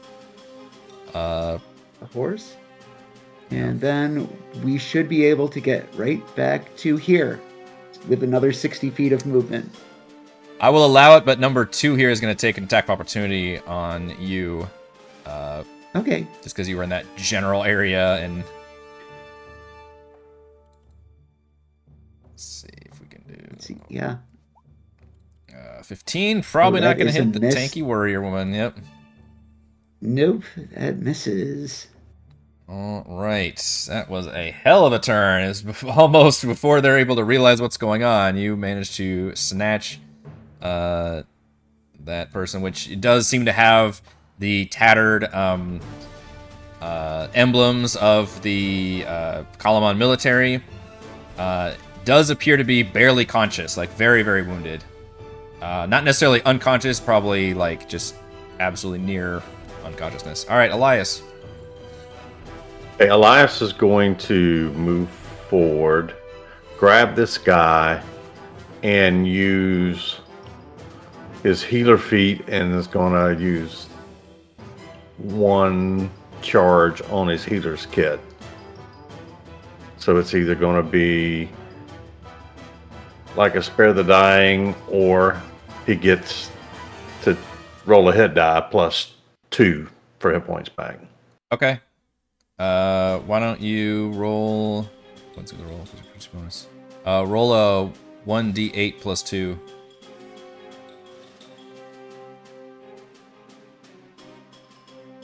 As you get to work giving him some battlefield medicine. Is it roll /R /?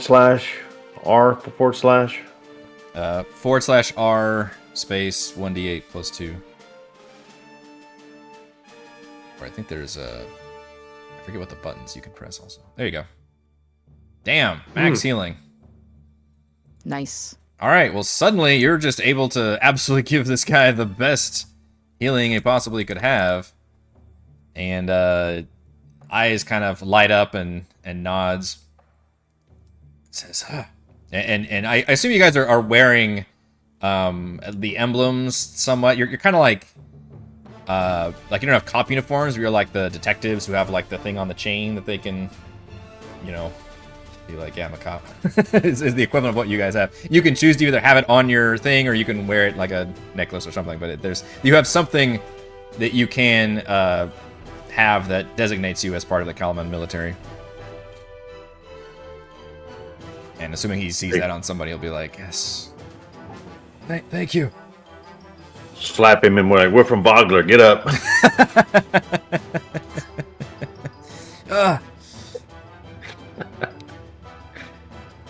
And I will end my turn. All right, Rickard.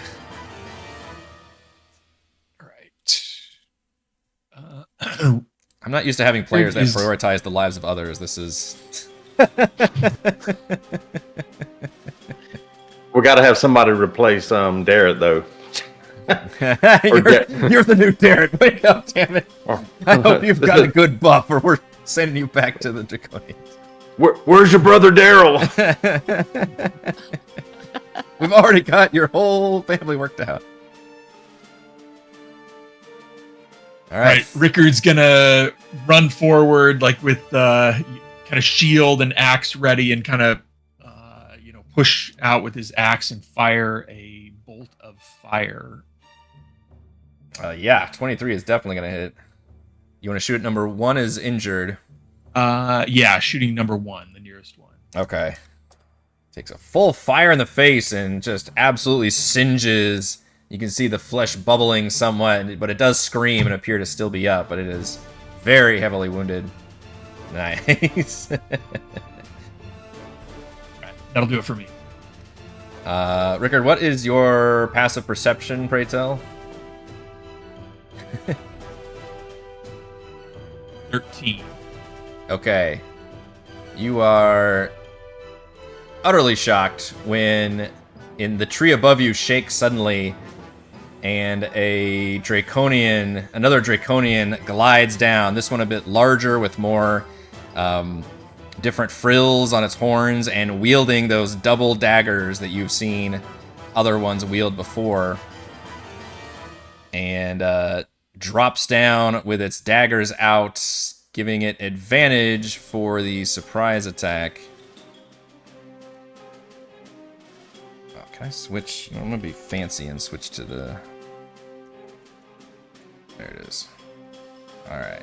Advantage melee attack is a 22 to hit. Ooh. All right, Can I? Rickard. Everybody's like, whoa! Rickard is going to react with holding up his shield, and like magic pushes off of it.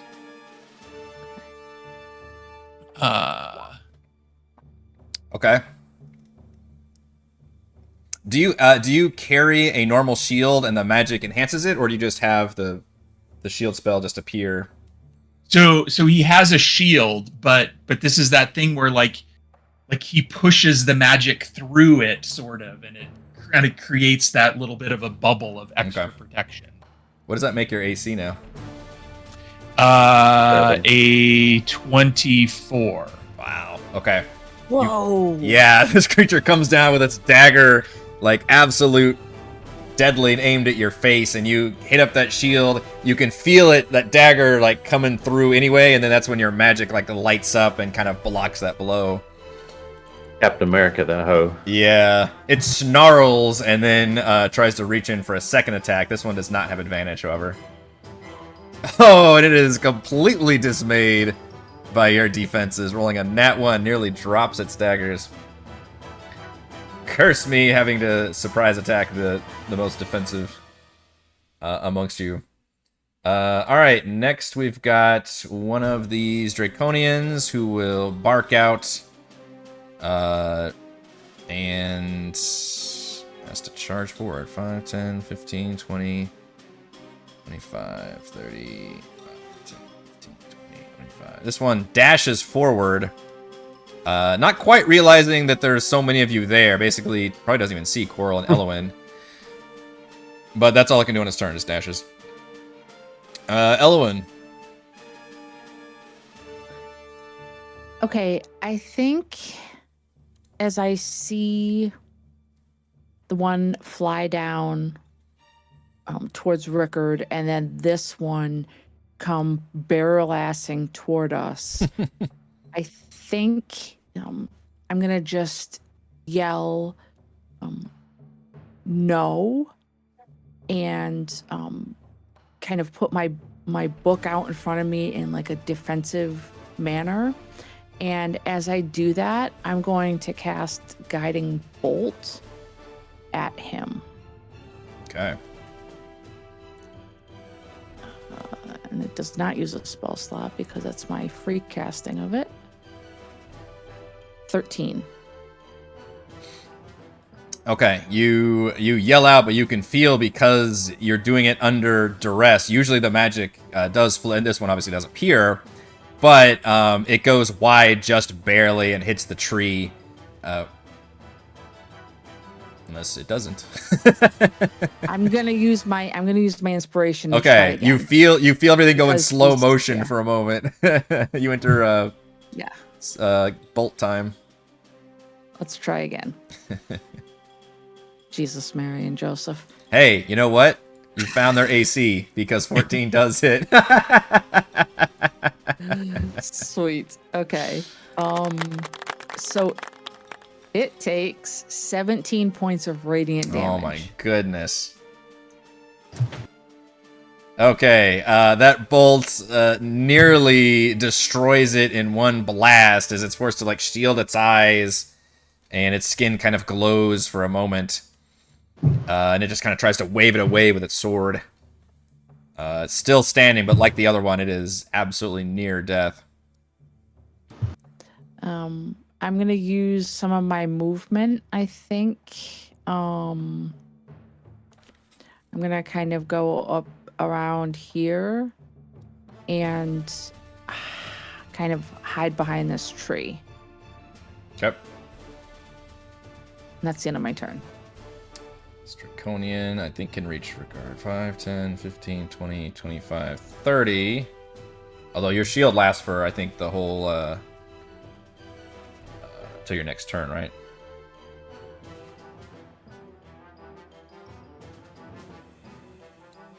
Oh, so both of the Draconian comes at you waving its sword, but your shield is easily able to deflect these pitiful blows. All right, Korl.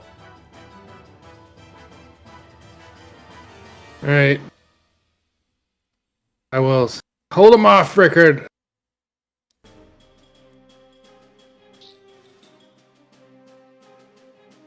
Bardic Inspiration. Yeah, to Rickard. Then I'll take 2 punches at number 3.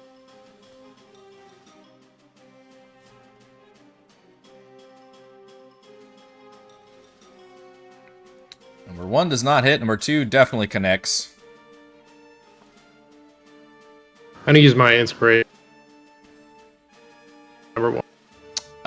I'm gonna let you keep that because I guess technically wouldn't know this until it did it, but the second one would destroy it.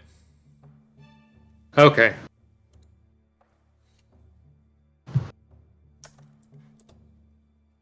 So you're able to give it a swift kick and punch, and it is destroyed. But then it starts to do its stone death throw. It releases that gas, so I need Korl to give me a Constitution saving throw. Ah! No, you start becoming restrained by the gas. Actually, Elyas looks and he saw this happen in a dream last night, and he reaches up and he knocks Korl out of the way, and he's going to use Portent and give him Oh. one of his rolls and drop a 15 on him. Okay. Elyas Which saw leaves me this. with a 19 left I can get. Wow, that's handy. I know, right? Nice. Wow. I always wonder, how does that manifest in the game? Like, does time slow down for Elyas and you see it? Or do you, like, call down, literally, do you feel some magic flow through you that, like, twists the fate of this in the moment? Kind of like that. I envision this as it happens. Elyas It's like Final would Destination, where you see the thing happen and then, like, you reverse it. Yeah, it's almost like a Premonition. gut feeling that something bad is about to happen and I need to intervene. So this would have been, he would have saw this like in a premonition and pushed Korl out of the way of the gas. Okay. So Yep. Korl, you feel that bit of odd magic protect you for a moment.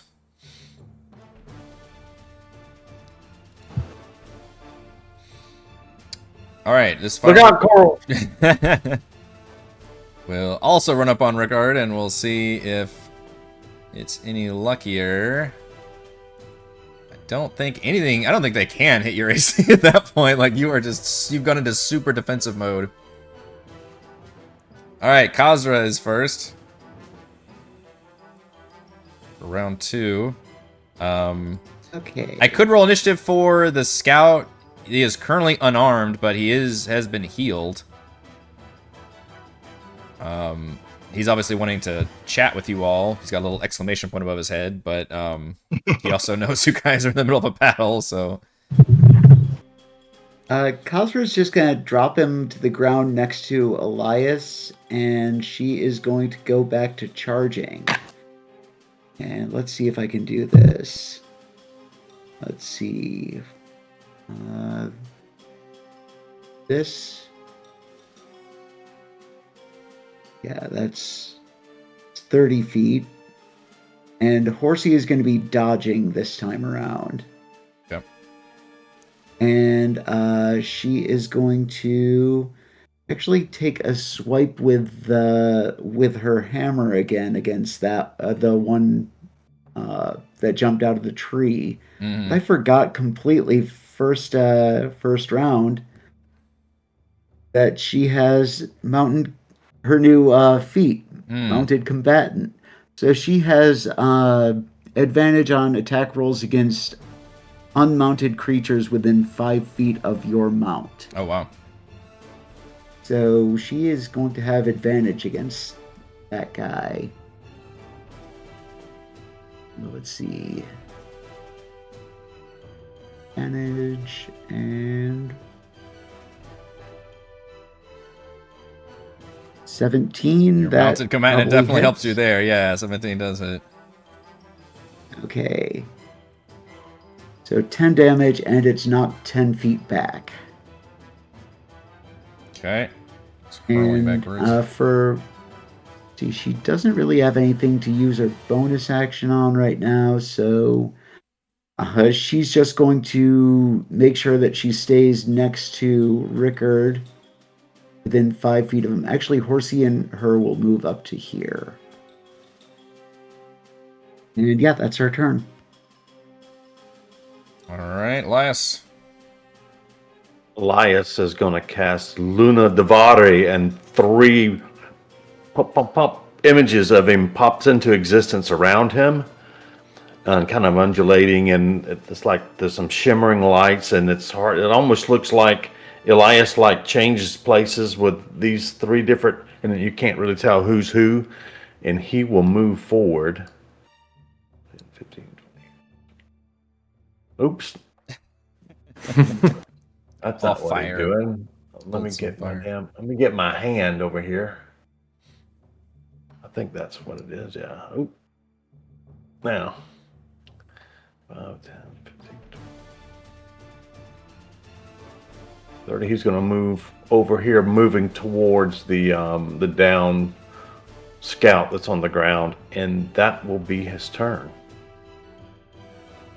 Right, Rickard, I see you painting those cones. Oh, yes. Gonna let loose with Burning Hands. Damn, I did. They're in Again, perfect like formation. kind of holding out his axe again, and just the fire unleashes from that. Nice. Dex save. We'll do the 2 Boss Draconians first. And then the big one, which is actually very dexterous. Yeah. So 2 of them actually make the save, which is half damage, and then one of them is annihilated. So let's see. One actually makes the save, but he is still annihilated because he had very weak damage. Number 2 takes a full 11 fire damage, and then the big one back there takes half damage at 5. Unfortunately, as you know, this one starts to turn to stone and release its restraining gas. So I need Kazra and Rickard and Horsey to give me a Constitution saving throw. My goodness, those are some solid con saves. Even the damn horse made it. Well done. All right, 2 Draconians are down. The K-Pack is next. And this one snarls and kind of does a running jump and still has eyes for Rickard because you just unleash fire at it. And attempts to stab you with its dagger attack. Ooh, the natty 20. Coming in. It's gonna hurt. Kazra's gonna pull out her shield to do protection. Where's her fighting style? Protection. One So day you'll that's be able to gonna be react at to something. disadvantage. Okay. Okay. Reaction with the shield. Impose disadvantage on the trigger attack roll and all their attacks against the target at the end of your next turn for 5 feet. All right. So that means a reroll. So you turned a nat 20 into, I believe, a miss, 14. Because you see this dagger coming in, and Rickard is like just turned away from it at the moment, and then your shield just kind of appears right in front. It just blots out the sun for you. Rickard's giant shield comes through. But it will try to do a second. It does say all other attack rolls. Damn. Bring within 5 to the target. Okay, in that case. And his AC's 24 right now. Well, that ended because he had his turn last turn. Oh, it's the next turn. Okay. Yeah. I'm gonna say that because that's an ability, then that must look visually distinctive, like you still have the shield like hovering over. So in that case, this creature will kind of do a little maneuver to get around. Oh, you know what? The DM's gonna be mean. It's gonna stab your horse. Seeing that you have this giant shield. So it's going for the horse. Oh, but it's still I was thinking, here's the nat 20, I'm gonna murder the horse. No, the opposite. Instead, I got a nat 1, so it tries to like maneuver around the shield and Rickard to even get at the horse, and it still just kind of trips itself up. That one's dead. We go to Ellowyn. Okay. So we have 2 remaining, right? This guy is the one that looks different than That's the rest? one wielding the daggers, which you have fought one of those before in Vogler during the invasion. Okay. And they both have taken damage? They have both taken damage. Okay.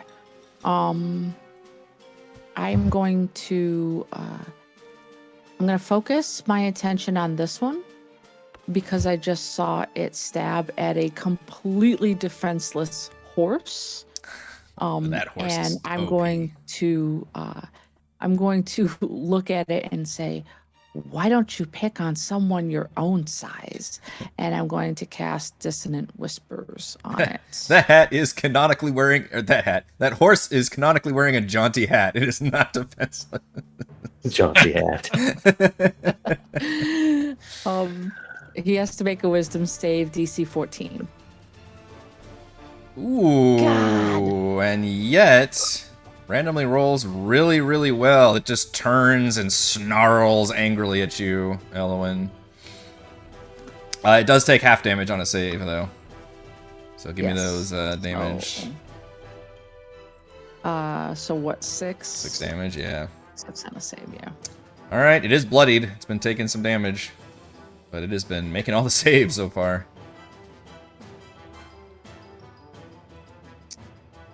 Alright, we've got a Draconian up here who will still fight against Rickard. It's going to need a miracle to hit you. You are just bringing up that sword and just having an all-out melee bash here. Korl.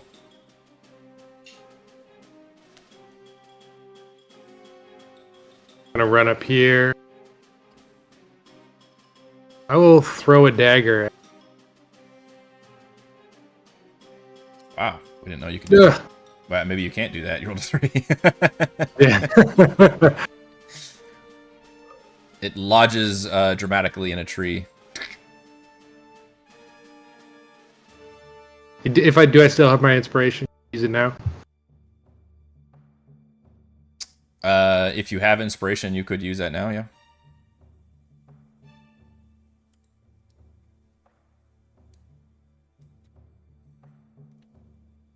That'll hit. All right, a 20, a dirty 20 will hit for sure. For a max damage dagger. Which one are you throwing at? K-Pack. Okay. Dagger actually lodges. I do appreciate you guys are using up that inspiration. That's good. All right, that dagger hits it right in the chest, and it's finally starting to not snarl as much. It is blood leaking out and looks pretty messed up.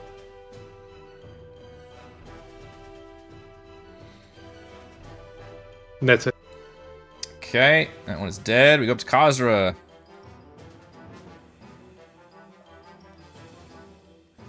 Okay, so she is going to take a swing at this one with the Warhammer with advantage. Oh my I gosh. only swung once. So there. Let's see. Yeah, so she does 11 damage to that guy and knocks him back 10 feet. All right, almost a killing blow as you shove him backwards, just ragdolls back a little bit and uses his wings to like steady himself for a second. But at this point, just absolutely like grunting and heaving. She's going to jump off of Horsey at this point, and she's actually going to run up to the guy. And that's the end of my turn. All right, Elyas. Elyas is going to step forward with and get here in a flanking, kind of standing underneath this down scout, and is going to cast. He's going to reach out and say, Varkas. And he is going to cast. Get around here. Well, I'll actually do it from my combat section. If I can find it. Well, I'm going to cast that. Oops. Shocking grasp, okay. Yeah. How does that work? 23 does hit. It's an attack. There you go.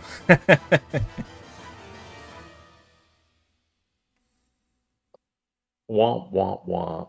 I am pleased to inform you of how many hit points it had remaining. We're exactly 2. No joke. So you do reach out and grab it as electricity. You don't feel like it's so much of energy, but you also feel this creature completely sag as you're able to zap it. Also, the DM does thank you for getting within 5 feet of it to deliver this attack. As you shock it, the creature suddenly convulses and begins to just melt, and its body just becomes this gooey explosion of acid that splashes around it. And I'm going to ask you and Kazra to give me dexterity saves. I rolled real bad on the damage. Okay. My I'm going new... to use another luck point on that one. I have my new feat, Adept of the Red Robe, has something called Magical Balance. And anytime that I roll an attack, well, actually, that doesn't work. Or ability check, and a saving throw is not an ability check, so that doesn't come into play. So I fail. So actually, I'm reading it now. It's not just damage. It's actually an ongoing effect. The creature gets covered in acid for 1 minute, and then you take 2d6 acid damage at the start of each turn. A creature can use an action to scrape or wash the acid off itself or another creature. It's actually an ongoing damage that's on you both now. This is more like a poison effect from video games, which is like persistent damage. So it just takes a full action from somebody to get rid of it. Using my luck point, Oh, sorry, gave you me made a the save. 13 on the save. Gotcha. Sorry, I missed that. So I'll take some damage. I don't think you take any damage immediately, though, is what I'm saying. You get covered in acid and you take the damage at the start of your turn. So I think Okay. you're actually, if you still have it all the way up until the start of your next turn, then you would, which I won't use this. We'll just have you roll 2d6. Okay. Well, since I used my action to cast a spell, I don't have anything to do, so. All right, Rickard, you've got one Draconian left. All right. He's going to call down that bit of light on his axe and swing away. 24 does hit. And that true strike. 10. All right, that Draconian's looking real messed up now. And if he's not dead, he needs to make a save or be prone. What's the... Make a con save, okay.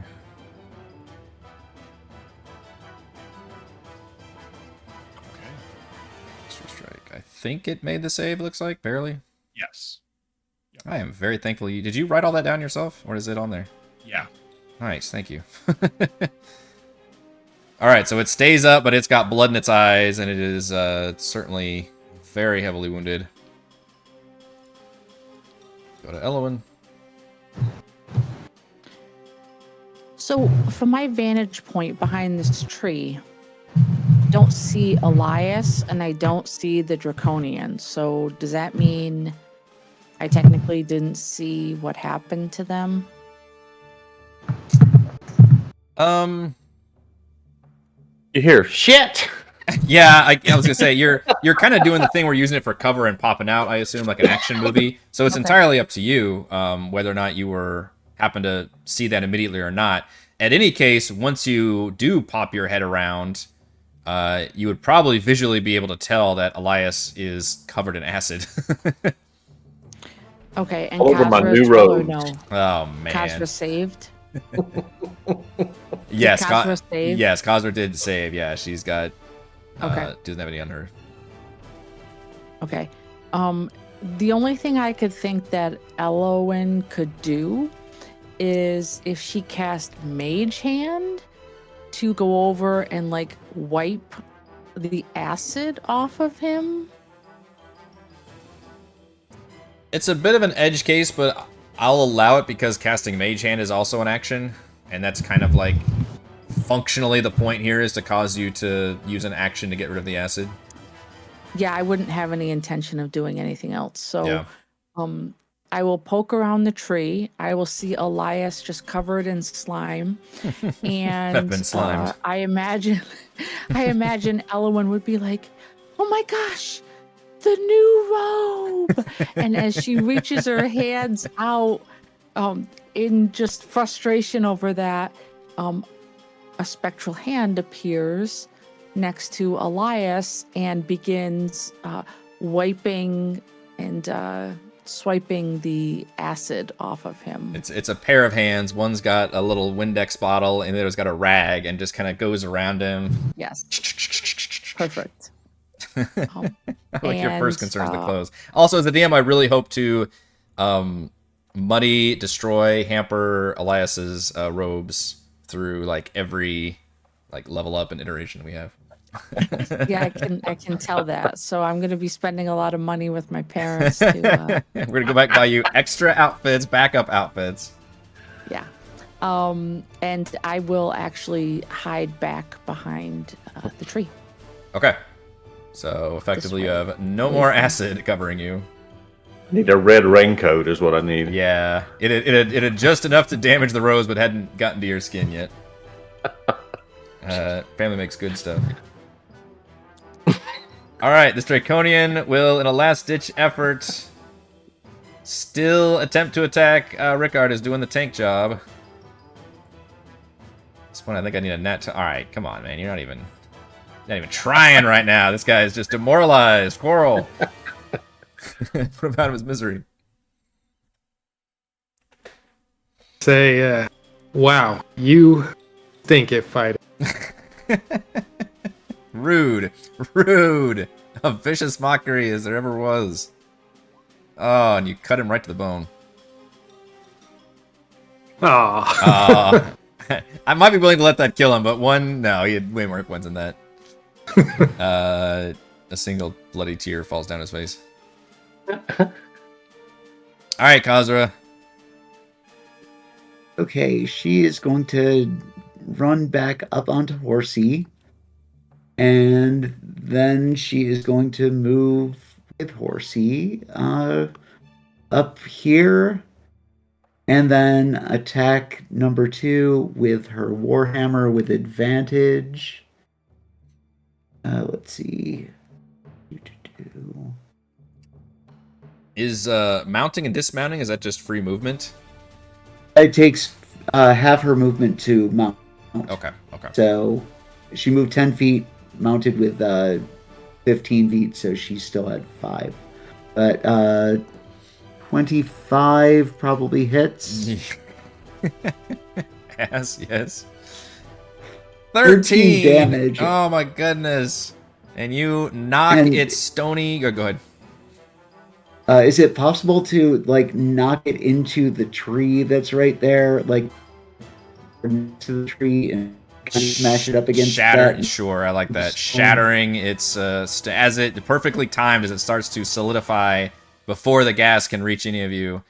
You reach up and shatter it against the tree where it explodes in various pieces.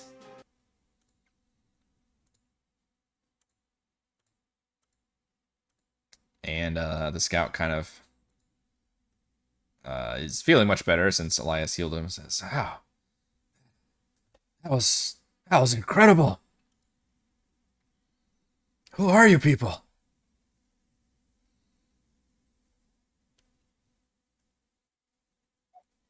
It's just all in a day's work. Flash my bad.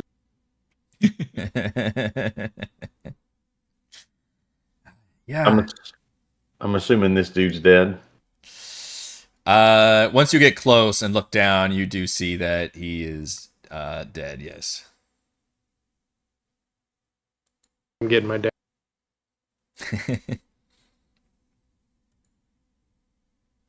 Although I could say the dagger has been completely dissolved by acid because it was in this Draconian who I did describe as melting into a pool of acid, to be fair. In the original Dragonlance adventures, the characters got their weapons stuck whenever the guys, the other ones turned into stone, for example. So it fucked up their gear, too.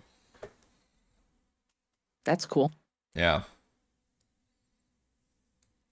Can I look through their shit here?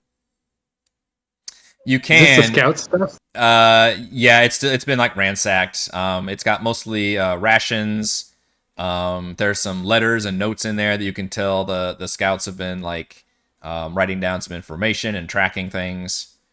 Yeah, it's a lot of some personal effects, some of their maybe weapons and gear like short bow and arrows and things. But yeah, he comes up and he bends down at the body and kind of reaches down and closes his eyes and just shakes his head, and then I don't know, it's a dog tag equivalent or something he can, a emblem or something he can take off of him. It's like, this bastards, they got the jump on us, even though it's our job to watch out for things like this. That one with the small daggers was like a flying demon ghost. But man, he looks over at Rickard. The way you put up that magic against him, he didn't even get a scratch. A little bit of luck, a little bit of magic. We could certainly use both. A lot of them.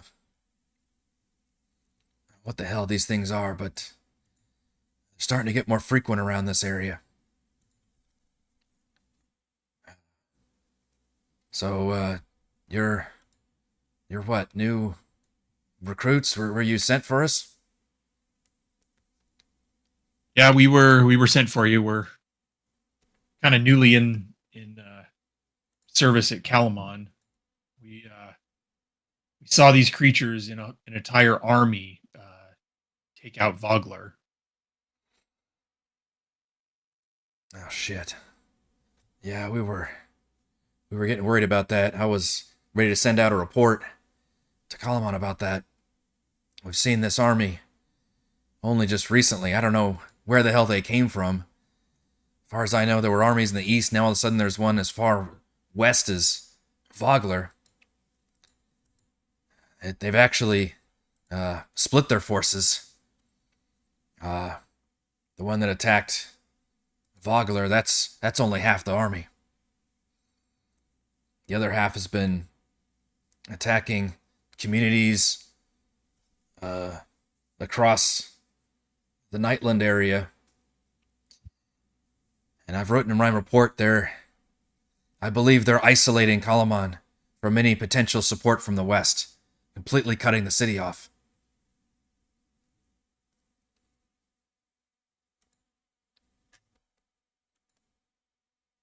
Well, that's trouble. We need to get back to the city and report that then. Yeah, thanks to your friend here, nods to Elyas, I think I can make it back there and give my report, assuming the way was pretty clear for you all. I think our next objective is back in that direction anyway, so we can at least get you most of the way back. Sure, yeah. No, you all seem pretty capable. I just, wish you'd been here a day sooner.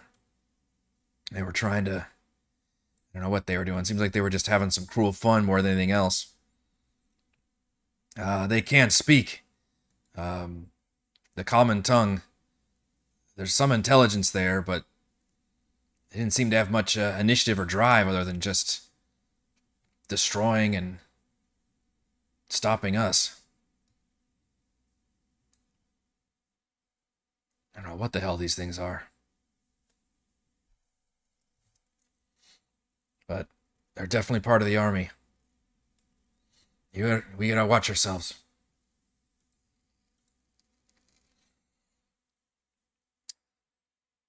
All right, so unless you guys need a short rest, you all can. Which did I even hit anybody?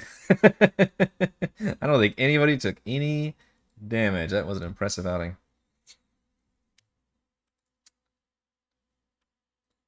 You all can make your way to the next location where the scout does travel with you all until, I don't know, probably around the time you get to the middle section and start crossing the river towards the southeast. And then he says he'll go ahead and head north towards Kalaman, and he's like, I'm very careful. I know this way very well, or know the way very well. And it should be just a quick shot of, what is it, like a 2-hour return to Kalaman. And he thanks you all profusely and makes sure he asks all of your names and actually writes them down in his journal, like as a final entry about what transpired. And you all can continue on, which thankfully, again, it's actually pretty uneventful as you're traveling across the fairly nice countryside. A couple more hours, so it's getting to be more evening time at this point. So you reckon that, like, by the time you make it to the workshop, you'll be just almost nighttime. And as you approach, you can spot the residence on a hill. It appears to be just a weird, unusual structure that resembles both a cottage and a miniature metal fortress. A building that bristles with steaming pipes and whirring devices, and you can see that it is currently under siege by a group of goblinoids trying to breach the structure. And in fact, they have recently breached it. You can see the front door has been bashed in by a particularly large, well-armored goblinoid wielding an equally large greatsword. But the miniature army, which is sporting the familiar black and red threads of the dragon army, is being harassed by dozens of metal contraptions that are around the battlefield. And every few moments, a gnome appears from an opening in the doorway and hucks a new clockwork down into the mix. And I think with that, we're actually going to end our session as we reach Rukuldust's workshop. So thank you to Dory, James, Jared, John, and Morgan for playing, and thank you to all the patrons for helping make these sessions happen. Shouts to Platinum patrons, Joe, Will, Thomas, Brandon, Genocider, Roleplay Roll, Christopher Big Nut, John, Nathan, Andrew, Stephanie, Jason, Lucas Buds, Warden, Edmund LC, Tom the Dogs, Marcus, Snuggy, Hugo, Jerry, Shay, Sasha, and John, and Gold patrons, RPG Paper Crafts, Pretty Boy, and Newman, Dead Lizard Lounge, Jerome, Nathan, Scott, Revis, Jerry, Glenn, and Mark. Thank you all very much for your support.